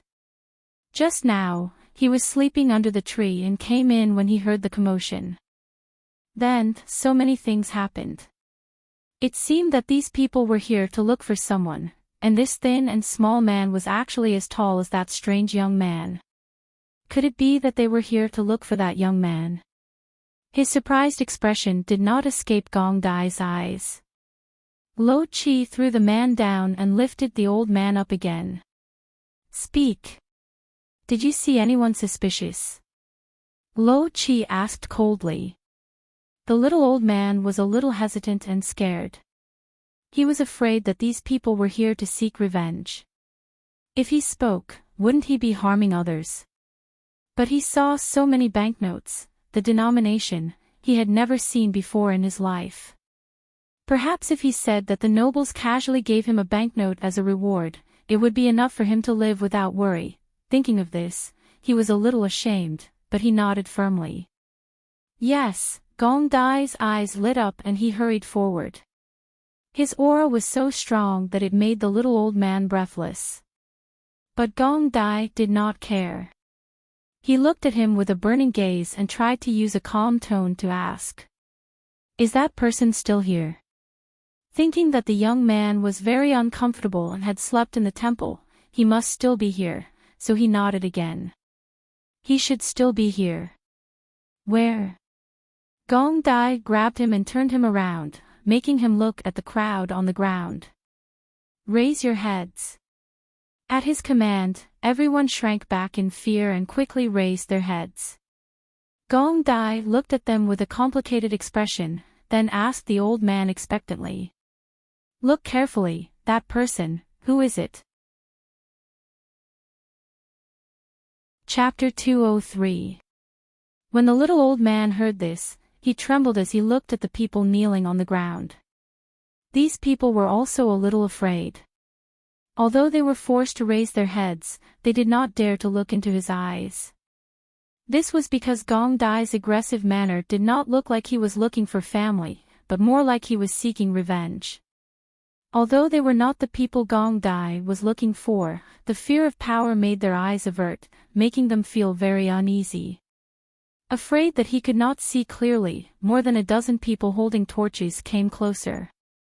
Under the flickering flames, the little old man tried his best to identify the person. Previously, as there was no fire, he could only see the person coming through the moonlight. It was a youth in ragged clothes, but his eyes were clear. He was very different from the others. He believed that he would definitely find him. But when he looked at them one by one, he felt that they were not him. How could these cowering people be the youth from before? So he did not speak. Under Gong Dai's pressure, large beads of sweat rolled down his face and fell into his eyes. He could not help but rub his eyes before opening them again to look. Time passed bit by bit. No one in the dilapidated temple dared to make a sound. This youth was obviously an influential person. If they angered him, it was not impossible for him to kill them all. Therefore, the trembling old man was like a little demon under the king of hell. Whoever he pointed out would be on the king of hell's list. But after waiting for a long time, even Lo Chi was getting impatient. Did he recognize who it was? At this moment, the old man suddenly knelt down with a thud. He sprawled on the ground and said with a trembling voice filled with despair. Lord! He's not here. There's no such person here. His words were like pouring a drop of ice water into a calm lava lake. Even those commoners who did not know martial arts could feel that at this moment, Gong Dai's killing intent had exploded and spread. No. Gong Dai's voice was very calm. He lowered his head and looked at the old man who did not even dare to cry. He asked in a puzzled tone, but just now, you clearly said that there was. The old man opened his mouth, but no words came out. Gong Dai closed his eyes for a moment. When he opened them again, he reached out and grabbed the old man. The old man's head was stuck in Gong Dai's hand, and all he needed to do was squeeze. That was enough to make him explode. The old man was so scared that his face was drained of all color. His whole body was shaking like a sieve. The feeling of impending death made him wish he was already dead. It was better than waiting for death in fear like this. He shouldn't have been greedy. If he hadn't said that he wanted to identify the culprit, he wouldn't be on the verge of death now. On the other hand, Gong Dai's aura surged, and his black hair fluttered without any wind. Clearly, he wanted to kill the person in his hand. But under his rage, he still had a trace of reason left. The royal sister doesn't like killing people. If she was here, watching him kill someone in a fit of rage, she would be unhappy. She would be unhappy. Gong Dai only felt a metallic taste in his throat. He covered his chest with one hand and swallowed it. After Ran Chi, he threw away the old man in his hand and looked at the people on the ground again. At this moment, his eyes were scarlet red, but deep in his eyes, there was sorrow. Wherever his gaze landed, there was no one who didn't shudder. These cowering eyes were not the eyes he was looking for. This thought made him want to kill all these people. Perhaps, he could kill them one by one. The royal sister would come out on her own. Why doesn't she want to see me? It had been more than a year. Did she know how much he missed her? She didn't know. Gong Dai's murderous aura gradually disappeared, and in its place was a pain that was hard to ignore. Even though he was expressionless, the longing and disappointment in his eyes made these people gradually understand that this young man wasn't seeking revenge. Instead, he was looking for someone very important to him. Who was this person? No one said a word. Gong Yimo looked at Gong Dai with a face full of fear. That fear was faked, but also not faked. It was as if her appearance had completely changed, and only her heart still had a trace of clarity. Gong Dai, this person was a trace of concern that she had planted with her own hands. Because she had no blood relatives in this world, Gong Dai gradually became her spiritual sustenance. But she had no heart for love. Moreover, once Gong Dai was involved, it would inevitably involve Gong Che. She didn't want to be sandwiched between the two of them. Her whole person was surrounded by love and hatred, and it would complicate a simple matter. So, I'm sorry, she silently said in her heart. After a while, Gong Dai looked up and smiled. His smile was extremely sorrowful, causing everyone present to forget their fear and look up at him. Then, Gong Dai looked at the crowd and turned to leave. The corner of his black robe fluttered, and the flood dragon totem outlined with gold and silver thread seemed to come alive in the firelight. Gong Yimo tilted her head and looked at it, only feeling that fate was very interesting. And Gong Dai, he didn't give up. Since the royal sister wasn't here, then he would go somewhere else to look for her. He would definitely find her. Even if she didn't accept him, it didn't matter. There was still a lot of time. He could do it. After Gong Dai left, the rest of the people quickly followed. The people in the dilapidated temple were silent for a moment. Seeing that those people had really left, they hurriedly scrambled to snatch the banknotes. Gong Yimo blended in among them, remaining calm and collected. The commotion became louder and louder. Because of the unequal distribution of the loot, the people were fighting together. It was very funny. She really wasn't here. In the dark, Gong Dai stared at the group of people. Unexpectedly, no one was acting strangely.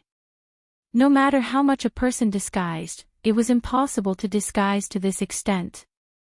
Therefore, Gong Dai gritted his teeth and decisively gave up on this place.